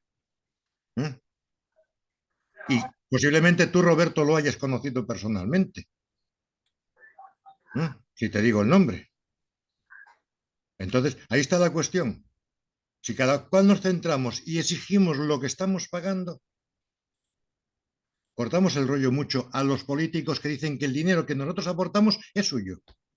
Es como la historia que hoy ha saltado con las pensiones desde Bruselas. ese FAC, que nos dicen que las pensiones o lo que hemos aportado a las pensiones es insuficiente. Que le falta al Producto Interior Bruto, va a superar las cifras de las aportaciones que tiene que hacer. ¿Qué aportaciones? Que las aportaciones las hacemos todos los trabajadores y jubilados. Entonces, más mentiras y más mentiras y más mentiras. Y echamos mentiras al puchero. Entonces la cuestión está ahí. ¿Cuándo, empezarán a tomar conciencia los mismos sindicatos, sea quien sea de la gama que hay, en poner en la conciencia al trabajador que él está pagando su sanidad? Como está pagando su sanidad, no tiene por qué tener sanidad privada, a menos que la busque, que es cosa distinta. ¿Eh? Y lo que no podemos permitir es que se siga poniendo dos factores en la sanidad pública, porque tenemos una clase diferenciada con MUFACE y una clase militar con ISASA. Entonces, cuando el MUFACE y ISASA desaparezcan, entonces podemos decir que la sanidad es para todos los españoles por un igual. Pero si aquí ya tenemos categorías que nos vienen de antaño para una clase privilegiada, como es MUFACE, funcionarios, ISASA, militares, y otras mutuas que participaban en los hospitales de esta gente, algunos pagados con fondos públicos y escondidos. ¿Por qué no quieren que se haya la auditoría? ¿Qué se puede descubrir en esa auditoría de la seguridad social? ¿En ese melón? ¿En ese balón de sorpresas? ¿Qué podemos descubrir? Que nadie está libre de pecado, ¿verdad? Nadie está libre de pecado. Ni los unos ni los otros. Con esto te dejo el interrogante. Gracias. Juan Carlos Serrano. Abre el micro, por favor. Va en coche. Ya lo sé, ya lo sé. Ahora. Ahora. Sí. Hola, buenas tardes. ¿Me oís? Sí, perfectamente. Ah, ¿qué tal? Pues nada, sí, agradecer al ponente la claridad y esta línea histórica que nos ha iluminado. Yo soy enfermero y desde la sanidad pública trabajo desde el año 86, es decir, soy pues espectador de primera mano de primero el fulgor de los primeros años de atención primaria. Yo fui de la primera promoción y bueno, pues fue una cosa gloriosa realmente. Y duró del orden de 10 años hasta que efectivamente por los años 90 se empezaron a poner cuestiones de tipo mercantilista, como cartera de servicios, ya no se le llamaba paciente a los pacientes, sino clientes, etcétera. Entonces, a partir de allí, luego ya empezaron, pues eso, las colaboraciones públicas privadas, que es lo que yo quiero puntualizar. Solamente una cosita. Y es que lo tenemos muy mal, porque ocurre que estas colaboraciones público-privadas son el subterfugio más, digamos, perfecto para encubrir el gasto público y por lo tanto la deuda pública, maquillarla de manera que rece que el erario público no gasta dinero y si lo gasta en lo privado. A cambio lo que hacen es pues eso, prostituir todos los servicios y entregarlos crudamente en manos privadas. Por lo tanto, no sé si me entendéis, yo es que me explico muy mal. Creo que es un subterfugio que todos los gobiernos les resulta fácil y muy cómodo para ajustar las cuentas del gasto público y que en la Comunidad Económica Europea también siguen este mismo camino. De hecho, la colaboración público-privada la inventó la Thatcher en Inglaterra y gente más neoliberal que esa no existe. Y ya os digo, es un subterfugio absolutamente magistral a la hora de maquillar el gasto público y que la deuda pública no aumente. Y también, bueno, sirviéndose de todo el clientelismo que ya sabemos que ocurre. Así que nada, solamente puntualizar esto para, en fin, hacer ver que nuestra lucha es difícil y que efectivamente tiene que ser popular sí, política desde lo popular, pero los partidos políticos están muy cómodos con esta, cuando gestionan, cuando gobiernan, están muy cómodos con esta situación. Muchas gracias, Juan Carlos. Vicente Ponza. Buenas tardes, pues nada, muchas gracias a Roberto y a Luis por el trabajo que está haciendo aquí en la Comunidad de Madrid. Yo la pregunta que quería hacer es porque he oído, que no sé si serán bulos o no, por eso quería comentarlo hoy, que la Comunidad de Madrid le debe a Quirón 1.000 millones. Yo en la empresa que trabajaba, cuando un cliente no pagaba, pues se le cortaba el suministro. Yo no sé si aquí, si debiendo 1.000 millones, se sigue haciendo lo de la colaboración público-privada esta, cuando la privada debe ser que no cobra, o a lo mejor esos 1.000 millones es una pequeña minucia y yo me creo que eso es una cantidad desorbitada. A ver si me podía, si alguien, o sea, si el ponente o alguien que tenga más conocimiento me podía asegurar si eso es así o es un bulo o 1.000 millones no es nada comparado con el negocio que tienen algunas empresas privadas con lo público. Nada más que eso, gracias. Gracias, Vicente. Bien, a ver, deciros que la carta de la que habló el ponente está puesta en el chat que la subí yo, ¿vale? Bien, Santiago Tornero ha puesto en el chat, pregunta, ¿dónde está el principal problema para dejar de seguir renovando los conciertos y fortalecer la atención primaria y empezar a reducir las listas de espera? Y a continuación pone demasiados palmeros que mantener y la perversión del lenguaje.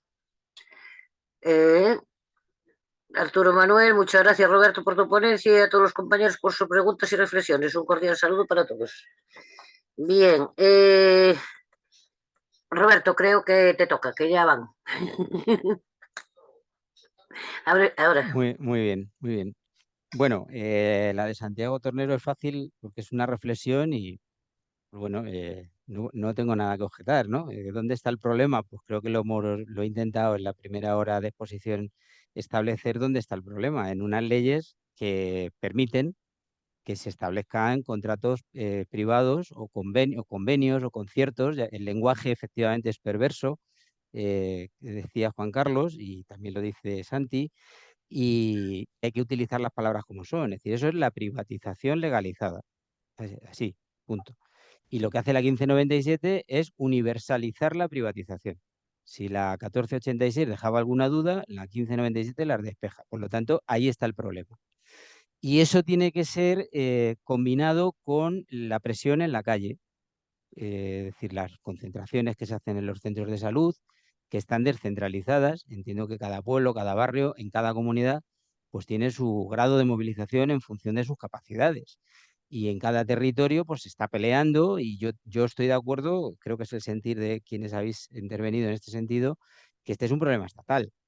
Es verdad que hay que combinarle con la acción en el territorio, porque si como es estatal venimos a Madrid o a Barcelona o a donde se quiera, ¿no? Madrid tenemos el centro geográfico y parece que es que las comunicaciones nos llevan aquí a todo el mundo, pero habría que manifestarse donde sea, ¿no? Pues bueno, esto es un problema estatal combinado con los problemas territoriales, ¿no?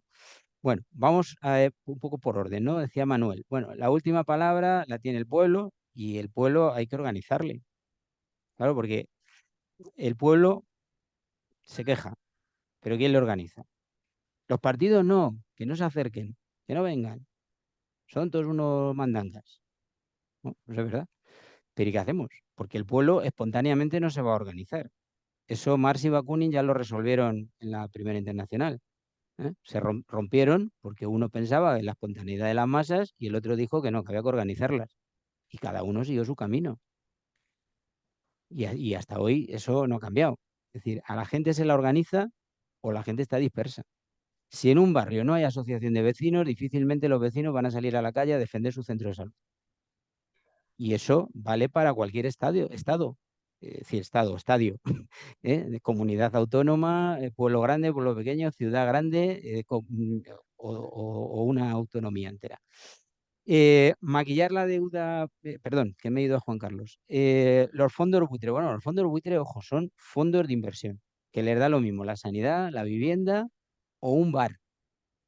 Yo he visto como un fondo de inversión ha comprado un bar y al final era para cerrarle, porque también era propietario del bar de al lado y entonces quería que toda la clientela se derivase a su bar. Y se compran un bar, lo cierran y fuera, sin miramiento, y les da lo mismo, si funciona, si no funciona. Bueno, con la vivienda es más salvaje, ¿no? La vivienda, tienen casas cerradas para que suba el precio de la vivienda. Pues claro, si yo cierro 30.000 casas en La Coruña, pues estoy cercenando la oferta. Habrá más demanda y por la ley de la oferta y la demanda lo que va a subir es el precio. Así de simple. Esos son los fondos buitres. Bueno, las comunidades autónomas fueron una solución, sí, fueron una solución a la descentralización, pero claro, es que ya hemos hecho más transición que dictadura. Es decir, llevamos más de 40 años de transición y el problema es que hay una cerrazón a avanzar. Ya veis que en la Constitución es como un libro sagrado que no se puede tocar. Yo no sé cuál es la fórmula, no tengo la vara mágica, sino la patentaría y seguramente que me haría rico, ¿no? Pero la solución creo que pasa por abrir el debate del Estado, de la territorialidad. Yo no soy independentista ni nacionalista. Como os he dicho al principio, socialista. Paganini de la cuota del PSOE. Nada que ver con el separatismo ni nada de esto. Ahora, creo que el artículo 2 de la Constitución, donde convive el concepto de la España una, grande y libre, aunque no lo diga así, pero casi, con otro párrafo en el mismo artículo que reconoce la plurinacionalidad y las nacionalidades, pues es un problema. Que estuvo bien para el 78, para salir del paso y para resolver y decir, venga, a ver cómo tiramos para adelante, pero claro, 45 años después, pues esa no es la solución. La solución es el federalismo. Hablar de federalismo, de cómo el Estado tiende a una pluralidad de estados, sin llegar al confederalismo. Bueno, esto es muy complejo. Pero claro, eso en un Estado monárquico, con un jefe de los tres ejércitos, unificada en la corona, que cuando hablas de estas cosas, es que el rey es ¿cómo le llaman? La clave de bóveda de la cúpula. Dices, sí, pues se os va a caer el edificio entero como sigáis sin renovar la arquitectura, porque los edificios también se vienen abajo. Y a veces sale más barato echarlos abajo que reconstruirlos. Entonces, las comunidades autónomas, pues es un gran debate, ¿no? Pero claro, la descentralización es una cosa y la desorganización es otra.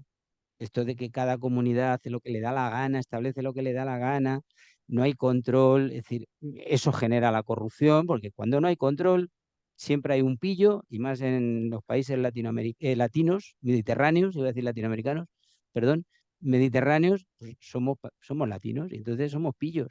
Y claro, si hay descontrol, pues siempre hay un listo cerca, ¿no? Y luego una cuestión sobre sobre las pensiones, ¿no? Que pasa lo mismo, ¿no? La ruptura, el peligro es que haya ruptura de la caja única. Ahora el País Vasco va a recibir la gestión económica, ojo, la gestión económica no es que tiene las pensiones, es que gestiona económicamente las pensiones, paga las pensiones, si quiere puede subir complementos, en fin, tiene cierto margen, pero no es un sistema vasco de pensiones. Eso es lo que reclama el PNV y algunas asociaciones de pensionistas que equivocadamente creen que eso es positivo porque, oye, si yo tengo mi pensión vasca, es mejor que la pensión española. Dice, bueno, tú vas a tener la misma pensión en función de lo que hayas cotizado, de los años que hayas cotizado y de las cuantías que hayas cotizado. No vas a recibir más. Oye, que el gobierno vasco te compra el voto porque te añade 100 euros y te da un plus y así dice que estás por encima de la media. Bueno, muy bien, perfecto. Pero no vas a salir de pobre ni de pensionista. Vas a seguir igual. Entonces, lo que hay que evitar es la ruptura de la caja única. Yo, mirar, los convenios colectivos.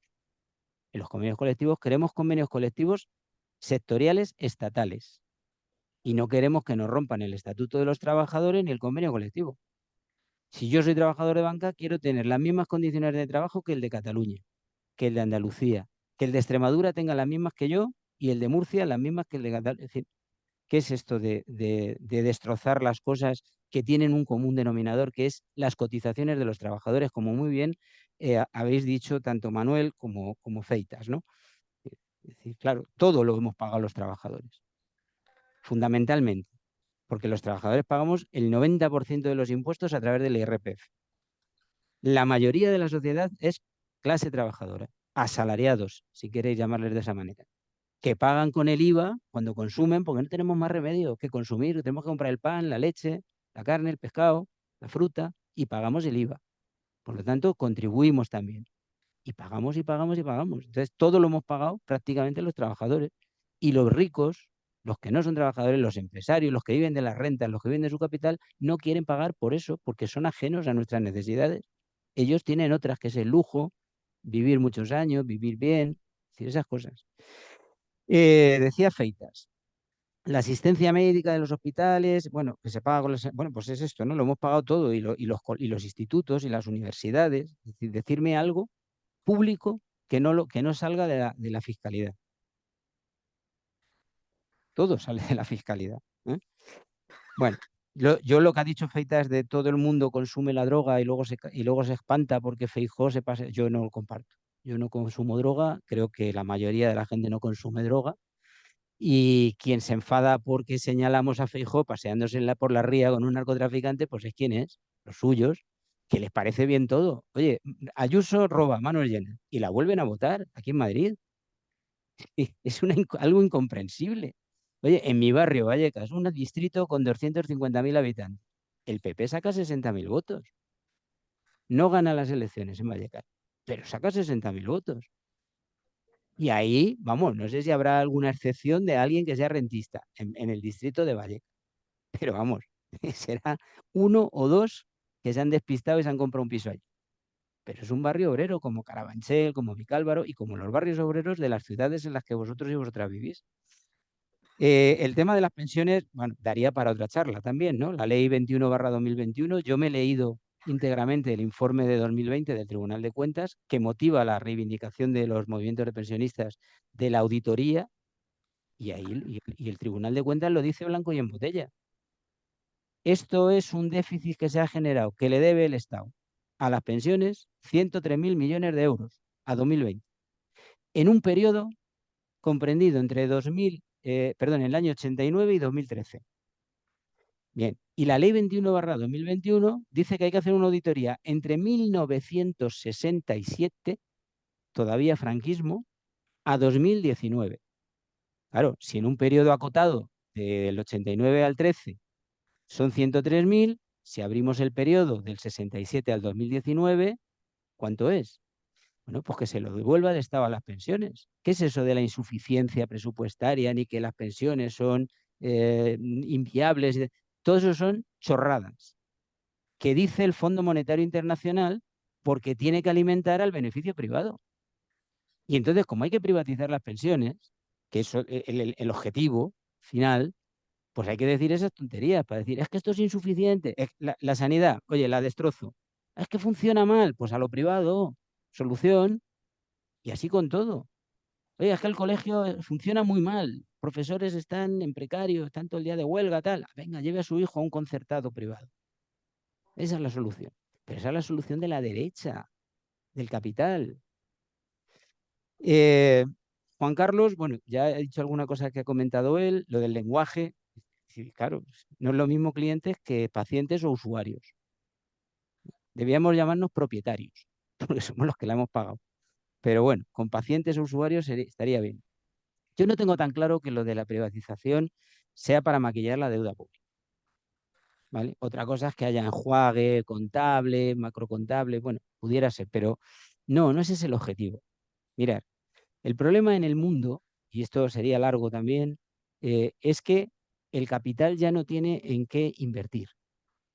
Porque el capital, el 95% del capital que se invierte en el planeta es especulativo, mientras que el capital productivo se ha reducido a un 5 o un 10%. Hoy, cuando se cierra una empresa, cuando se despiden trabajadores, sube en bolsa. Eso, en la fase del capital productivo de la revolución industrial, era impensable. Las empresas eran atractivas para los inversionistas porque crecían, porque habrían más plantas de manufactura. Pero es que hoy el planeta ya ha sido fagocitado por el mercado. Por eso las guerras. ¿Qué se dirime en Ucrania? El control de la energía, el control del mercado, el tránsito del petróleo y del gas. ¿Qué se dirime en Palestina? El control de la zona geoestratégicamente. Es esto. El imperialismo vive una fase, como bien decía Lenin, en un libro que tiene de 1916, Imperialismo, fase superior del capitalismo, que dice que la concentración del capital ha llegado a un momento, en 1916, hace ya más de 100 años, pues que ya el capital no tiene dónde invertir. Bueno, si eso era hace 100 años, imaginaos hoy. Y entonces, como no tienen dónde invertir, no hacen beneficio. Y quien gobierna para sus intereses extrae beneficio o trasvasa beneficio de lo público a lo privado. ¿Son muchos o son pocos 1.000 millones? Hombre, 1.000 millones son muchos, para todo el mundo, incluso para Quirón. Pero es que Quirón solamente en 2023 ha tenido unos ingresos de 5.000 millones. Entonces puede aguantar la deuda de 1.000 millones porque sabe que la Comunidad de Madrid se la va a pagar, porque el Estado paga, aunque tarde. Yo hice la mili en el Gómez Ulla, aquí en Madrid, y estaba en la oficina de reparaciones de electromedicina. Y en el año 81, el ejército le debía a General Electric, a CGR, a Siemens, las reparaciones del escáner, que era el único hospital con escáner de Madrid. Y tardaba 4 años. Yo me licencié y había actas que no se habían cerrado y la deuda venía de antes de yo llegar. Es decir, esto es así, pero las empresas saben que el Estado paga. El Estado paga seguro. Por tanto, Quirón no está preocupada porque le deba a Ayuso 1.000 millones, porque Ayuso le ha pagado entre 2000 y 2004 1.500 millones a Quirón, con unos pagos crecientes que empezaron en 2020 con 20 millones y en 2022 ya eran 400 al año. Es decir, y si seguimos en esa proyección, pues el año que viene le pagará los 1.000 millones que le debe más 500 más. Es esto. La privatización es una sanguijuela que le chupa la sangre económica al erario público. Esa es la definición que creo que deberíamos de acuñar, porque es la realidad, desde mi punto de vista, con todo el respeto a quien piense una cosa diferente. Por lo tanto, lo de lo público y privado es una engañifa. Es decir, las empresas, ¿qué es eso de la...? Mira, un compañero me decía, oye, Roberto, tendríamos que hablar un día sobre la democratización de las empresas. Y le dije, eso no existe, no pierdas tiempo. Las empresas, por naturaleza, no son privadas. ¿Cómo van a ser democráticas? Están dirigidas por el propietario. Si están dirigidas por un gestor profesional, date con un canto en los dientes, porque como estén dirigidas por el dueño, entonces el trabajador ya no es un trabajador, es un esclavo. ¿Qué vas a democratizar en ese terreno? Con este sistema económico, con esta normativa, con este cuerpo legislativo que les da toda la capacidad de actuación. Pues lo público-privado es lo mismo. La búsqueda del santo grial. Eso no lleva a nada, eso es pelar la pava.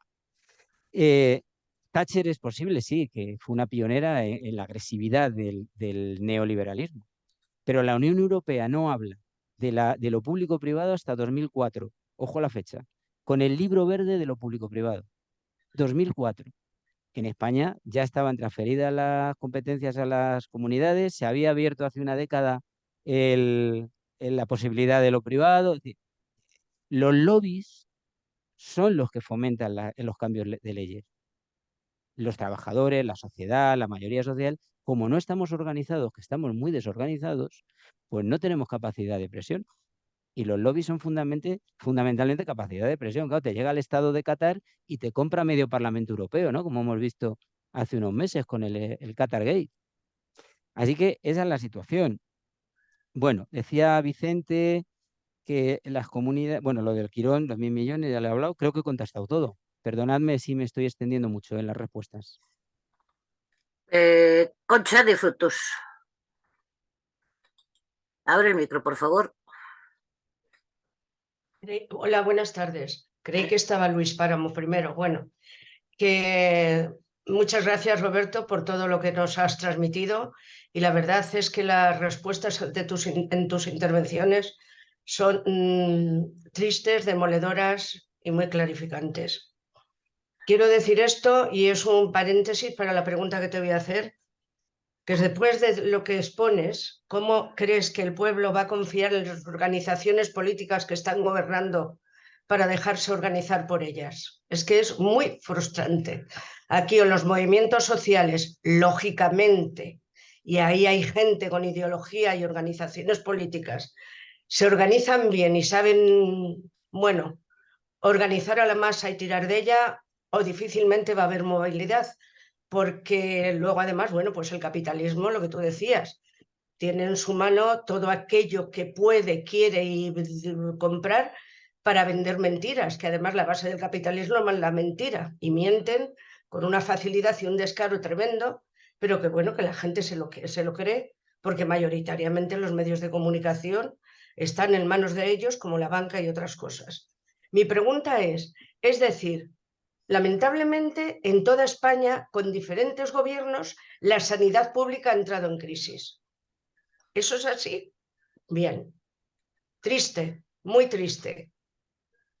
Todo eso es amparado por estas leyes que tú... Son preguntas ya. ¿Todo eso viene amparado por esas leyes que tú has reflejado aquí? Sigo preguntando.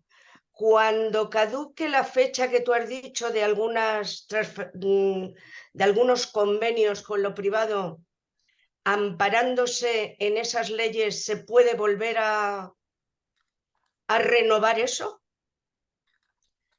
Yo creo que la gente no somos muy conscientes de esos artículos. Y digo las gentes que salen a la calle y que solo se están apoyando, nos estamos apoyando en el deterioro de la sanidad. Pero creo que hay que hacer mucha pedagogía y poner el énfasis en estos artículos. Mucha, porque al final lo que a mí me queda es que si estos artículos no se van a la porra, la privatización va a seguir. Es decir, lentamente nos va a ir devorando. Con lo cual aquí los movimientos reivindicativos sociales tienen que hacer un replanteamiento a la hora de salir a la calle y reivindicar y hacer pedagogía. Porque claro, a mí me cuesta mucho trabajo entender que en ayuntamientos, comunidades que la izquierda, yo la sigo llamando izquierda, gobierna, cómo está cayendo en la trampa, son conscientes, inconscientes, no lo sé, o no hay ideología, que pueda haber un déficit ideológico potente, cómo están cayendo en la trampa de por esa ley yo tengo que cumplir esto. Nada más. Pues ya no te digo 30 segundos. Ala. Luis Páramo. Como Isa, sí, como Concha ha realizado varias preguntas numerosas y me alegro. Si prefieres, pues que conteste Roberto y luego yo ya 3 minutitos, como tú me indiques. 3 minutitos no, tienes 2, te recuerdo. Vale. Gracias, Luis. Roberto, ¿qué prefieres? ¿Contestar la Concha o...? Sí, porque son ya -10 casi y si queréis, para que gestionéis bien el tiempo, vamos ya de una en una. Bueno, pues sí, Concha, yo te respondo. Bueno, es triste y demoledor lo que digo, pero es que yo no me gusta ir a ningún sitio a contar milongas. Me gusta ir con la verdad, con lo que yo creo que es la verdad, con lo que yo pienso. Y me gusta además intentar demostrarlo, no solamente decir lo que yo opino porque son ocurrencias que yo he tenido. Entonces, yo os he traído la ley 1597 porque soy consciente de que mucha gente ha oído hablar de ella, pero nunca la ha visto. Sé que muchísima gente no se acuerda de la 1486 y mucho menos pues que haya 3 artículos que abren las puertas a la privatización. Entonces, el objetivo de esta tarde era este. Si lo he conseguido, creo que la tarde la hemos empleado bien, hemos hecho una buena inversión en tiempo, porque luego las acciones, como lo de la carta a la ministra o las acciones que vosotros y vosotras hacéis, pues estarán mejor fundamentadas, estarán cimentadas. Por tanto, lamento traer noticias tristes, pero soy consciente que es desgarrador, pero bueno, más desgarrador es vivir en Gaza, ¿no? Y el día 21 iré a la manifestación para pedir que se rompan relaciones con Israel. El domingo por la mañana, aquí en Madrid tenemos manifestación. Bueno, preguntabas, bueno, ¿cómo se va a organizar la gente con los partidos? Bueno, yo es que no he dicho que haya que organizarse con los partidos que hay, he dicho que somos huérfanos de partido. Pero como he dicho que eso era tema de otra conferencia, que no quería enrollarme por ese lado porque es muy extenso y muy espeso, pues lo dejo ahí. Yo no digo, ojalá los partidos fuesen reformables, pero yo no creo que sean reformables, sinceramente. Están tan pochos, por no utilizar otro adjetivo, que no creo que sean reformables. Ahora, mientras no haya otra cosa, pues tenemos estos. No tenemos, los partidos no son religiones, no son dogmas de fe, son herramientas como los sindicatos. Si no funciona esa, se compra otra, se construye otra. Lo que pasa es que cada vez que fracasamos en la construcción de un partido o en la experiencia negativa de un partido que nos deja con mal sabor de boca, es un paso atrás de décadas. Porque la defección, el desafecto, la desconfianza, pues penetra muy profundo en la experiencia de las personas. Y llega gente que dice, yo me voy a mi casa ya harto y harta de militar, de experiencias y de traiciones. Entonces, es un drama, pero claro, vivimos en la época que vivimos, ¿no? Por tanto, yo no he dicho que haya que organizarse ni que confiemos en estos partidos. Lo que matizo, digo, es, bueno, pues si no nos valen estos, construyamos otros. Y ojo, eso que no sea banal, porque eso no es fácil. Eso no es tarea así de simple, ¿no? Ah, qué fácil, un chasquido de dedos, tenemos un partido. No, eso son aventuras políticas. Bien, al tema. Dice, con diferencia la sanidad ha entrado en crisis, sí, y las pensiones, y la educación, y las residencias, que es el otro pilar del estado de bienestar, que es la dependencia, claro. ¿Por qué entra en crisis lo público? Pues porque tiene más empuje la derecha ideológica que dice que no tiene que haber Estado. ¿Qué dice Milei? Milei en Argentina dice, ¿para qué queremos el Ministerio de Sanidad? ¿Para qué queremos Ministerio de Educación? ¿Para qué queremos Ministerio de Cultura? ¿Para qué queremos...? Claro, cabrón, si eres un extremista de derechas y un fascista, ¿tú qué vas a decir? Pues que solo necesitas la policía para reprimir al pueblo, el ejército por si la cosa se pone fea y a los jueces para meteros en la cárcel. Ese es el Estado. ¿Qué hacían en la Edad Media en España? Pues que el concepto de la salud lo tenía la policía y era un concepto del Ministerio de Gobernación. Y siguen pensando lo mismo. Lo que pasa es que ahora se les pone muy duro decir, oye, nos cargamos el Ministerio de Sanidad. Oye, pero todo se andará, ¿eh? Si siguen de la mano de Vox, todo se andará. Dice, ¿son estas las leyes que permiten la...? Sí, es que no hay más leyes que hablen de la privatización. Podéis leer todas las leyes que queráis, no vais a encontrar nada. Estas son las leyes que permiten la privatización. Yo he hecho el cribado. Si no me creéis, podéis seguir leyendo otras leyes.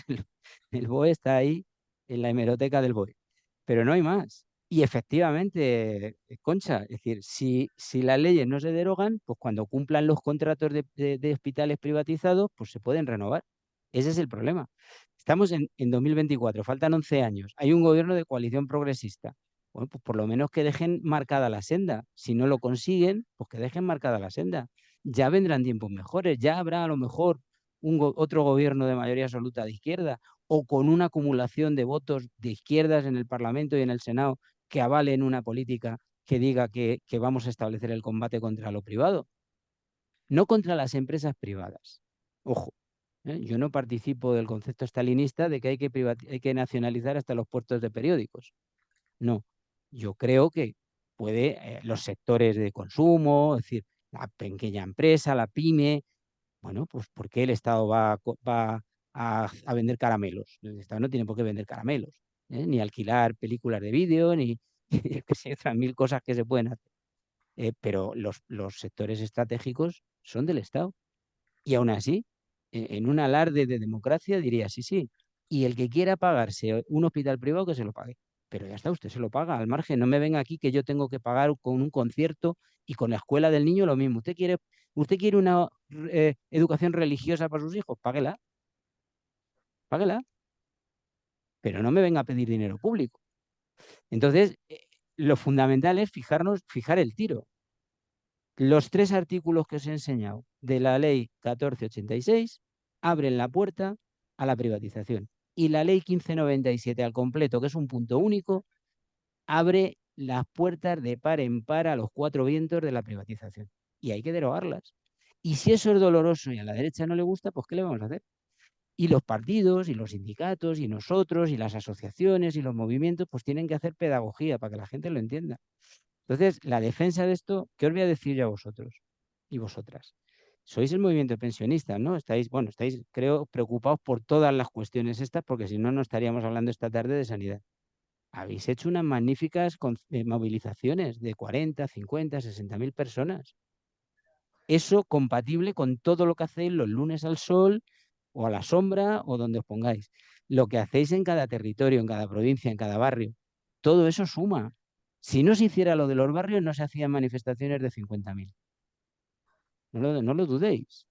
Una cosa va con la otra. ¿Qué tenemos que avanzar en la coordinación? Ojo, organizarse no es renunciar a la asociación vecinal, pero la asociación vecinal, por ejemplo, los que sois de Lugo, pues imagino que Lugo tiene barrios, ¿no? Lugo es una ciudad importante, entonces tiene barrios. Y cada barrio tendrá su asociación vecinal, o debería, ojalá.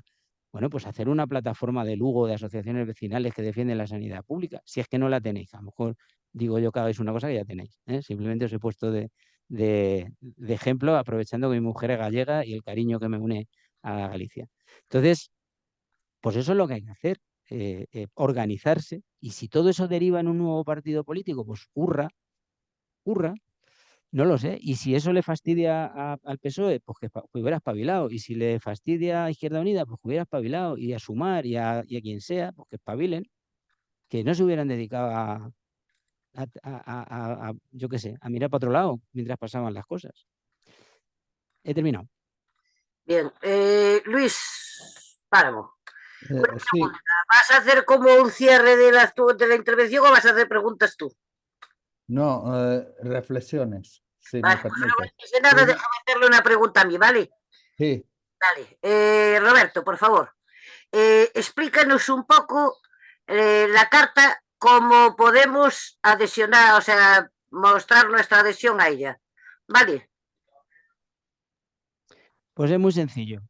Podéis pedirle a Luis mi teléfono y me mandáis vuestro nombre y apellidos y cómo queréis aparecer en la carta. Cuando veáis la carta, los que todavía no la habéis visto, veréis que solo se pide nombre, apellidos y de qué plataforma, asociación, lo que quieras poner. Hay gente que dice, soy jubilado, soy desempleado, soy trabajador sanitario, Cada uno pone lo que quiera, ¿vale? Que sin prohibirle, porque a nadie se le dice que no ponga lo que quiera, ¿eh? Pero sí sería bueno que no pongamos pertenencia a partidos, ¿eh? ¿Por qué? Pues porque no queremos que la ministra tenga la excusa de, claro, ¿qué me vais a decir los de la oposición? Faltaría más, ¿eh? Bueno, entonces, es una sugerencia, ¿eh? Ni siquiera es una condición. Puede firmar la carta quien quiera. Si veis las 350 firmas o más que hay ya, veréis que hay de todo. UGT, comisiones, Solidaridad Obrera, la CNT, la CGT, USO. Es decir, es una carta plural y abierta. ¿Qué dice la carta? Le dice a la ministra, oiga, usted cuando no era ministra decía que había que derogar la 1597.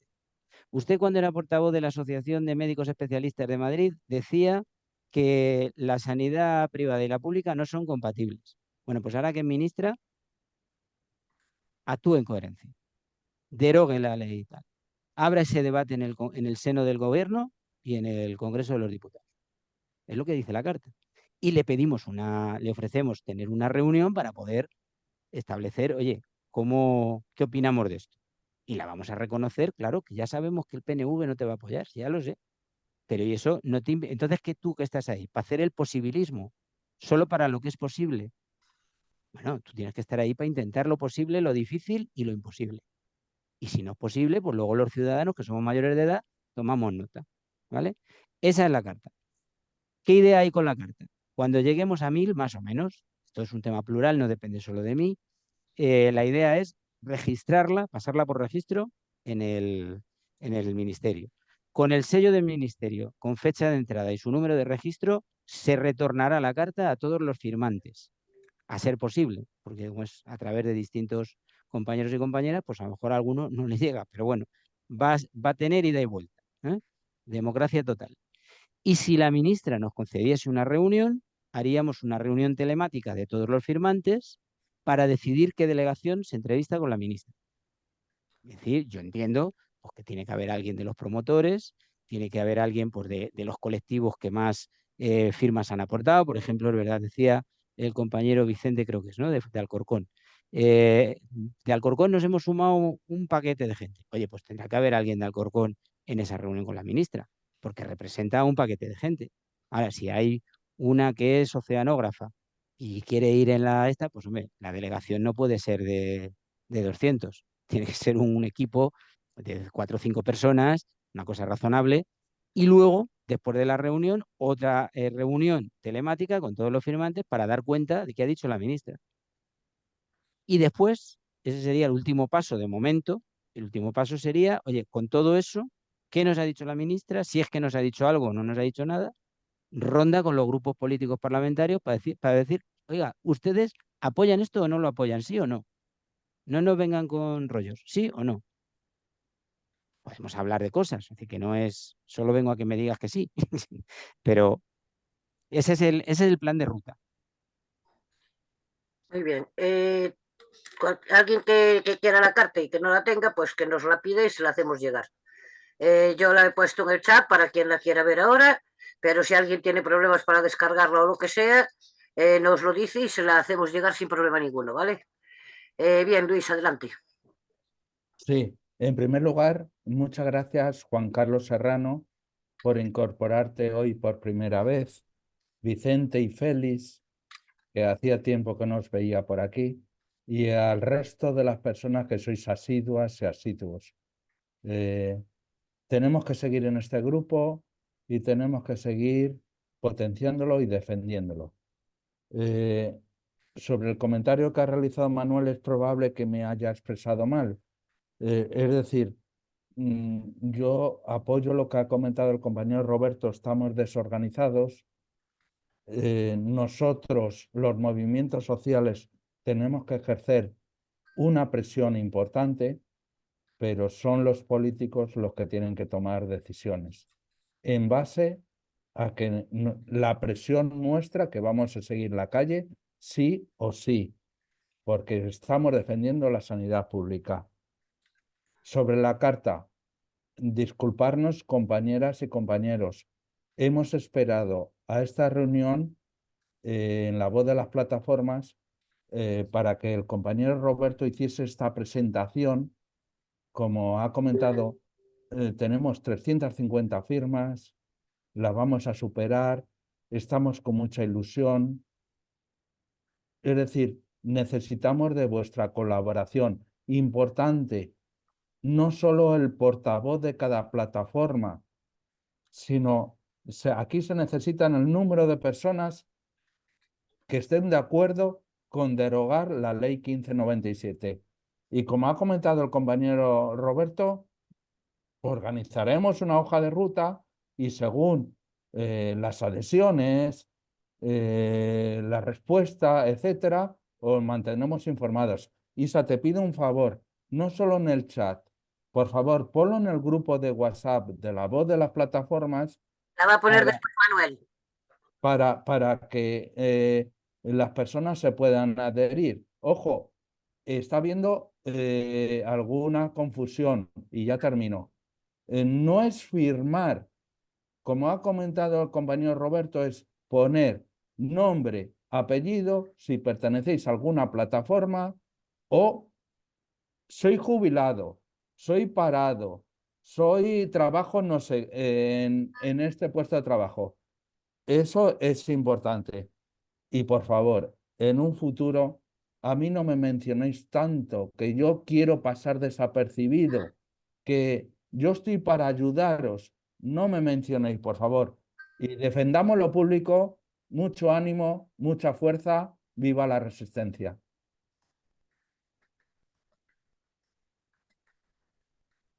Bueno, antes de que hable el compañero Manuel Colinas, Roberto, darte las gracias, de verdad, de corazón, y decirte que tienes las puertas abiertas en la voz de las plataformas para cada vez que quieras venir con un tema a ponérnoslo tan clarito como nos lo has puesto hoy, tiene usted las puertas abiertas para cada vez que quiera usted venir aquí, ¿vale?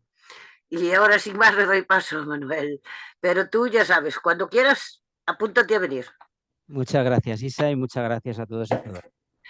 Bueno, pues nada, gracias Roberto por esa ponencia tan interesante y tan bien expuesta. Haremos campaña sobre el 19 de mayo, esa macro manifestación en Madrid, para que todo el mundo sepa que podemos acudir allí a apoyar la sanidad pública.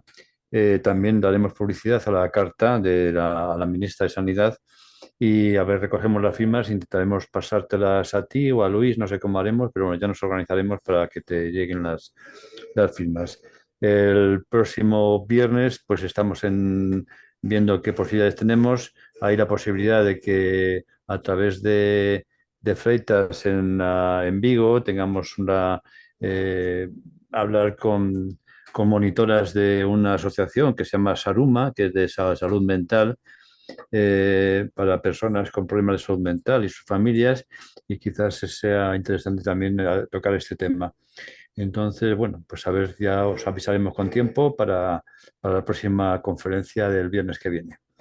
Un abrazo y seguimos luchando. Perdonar, que no son firmas, son Ya. Adhesiones. Sí, no, adhesiones, nombre y apellidos, exactamente, sí. Gracias, Manuel, gracias. Y por cierto, que vale a nivel personal y vale a nivel de plataforma. Sí.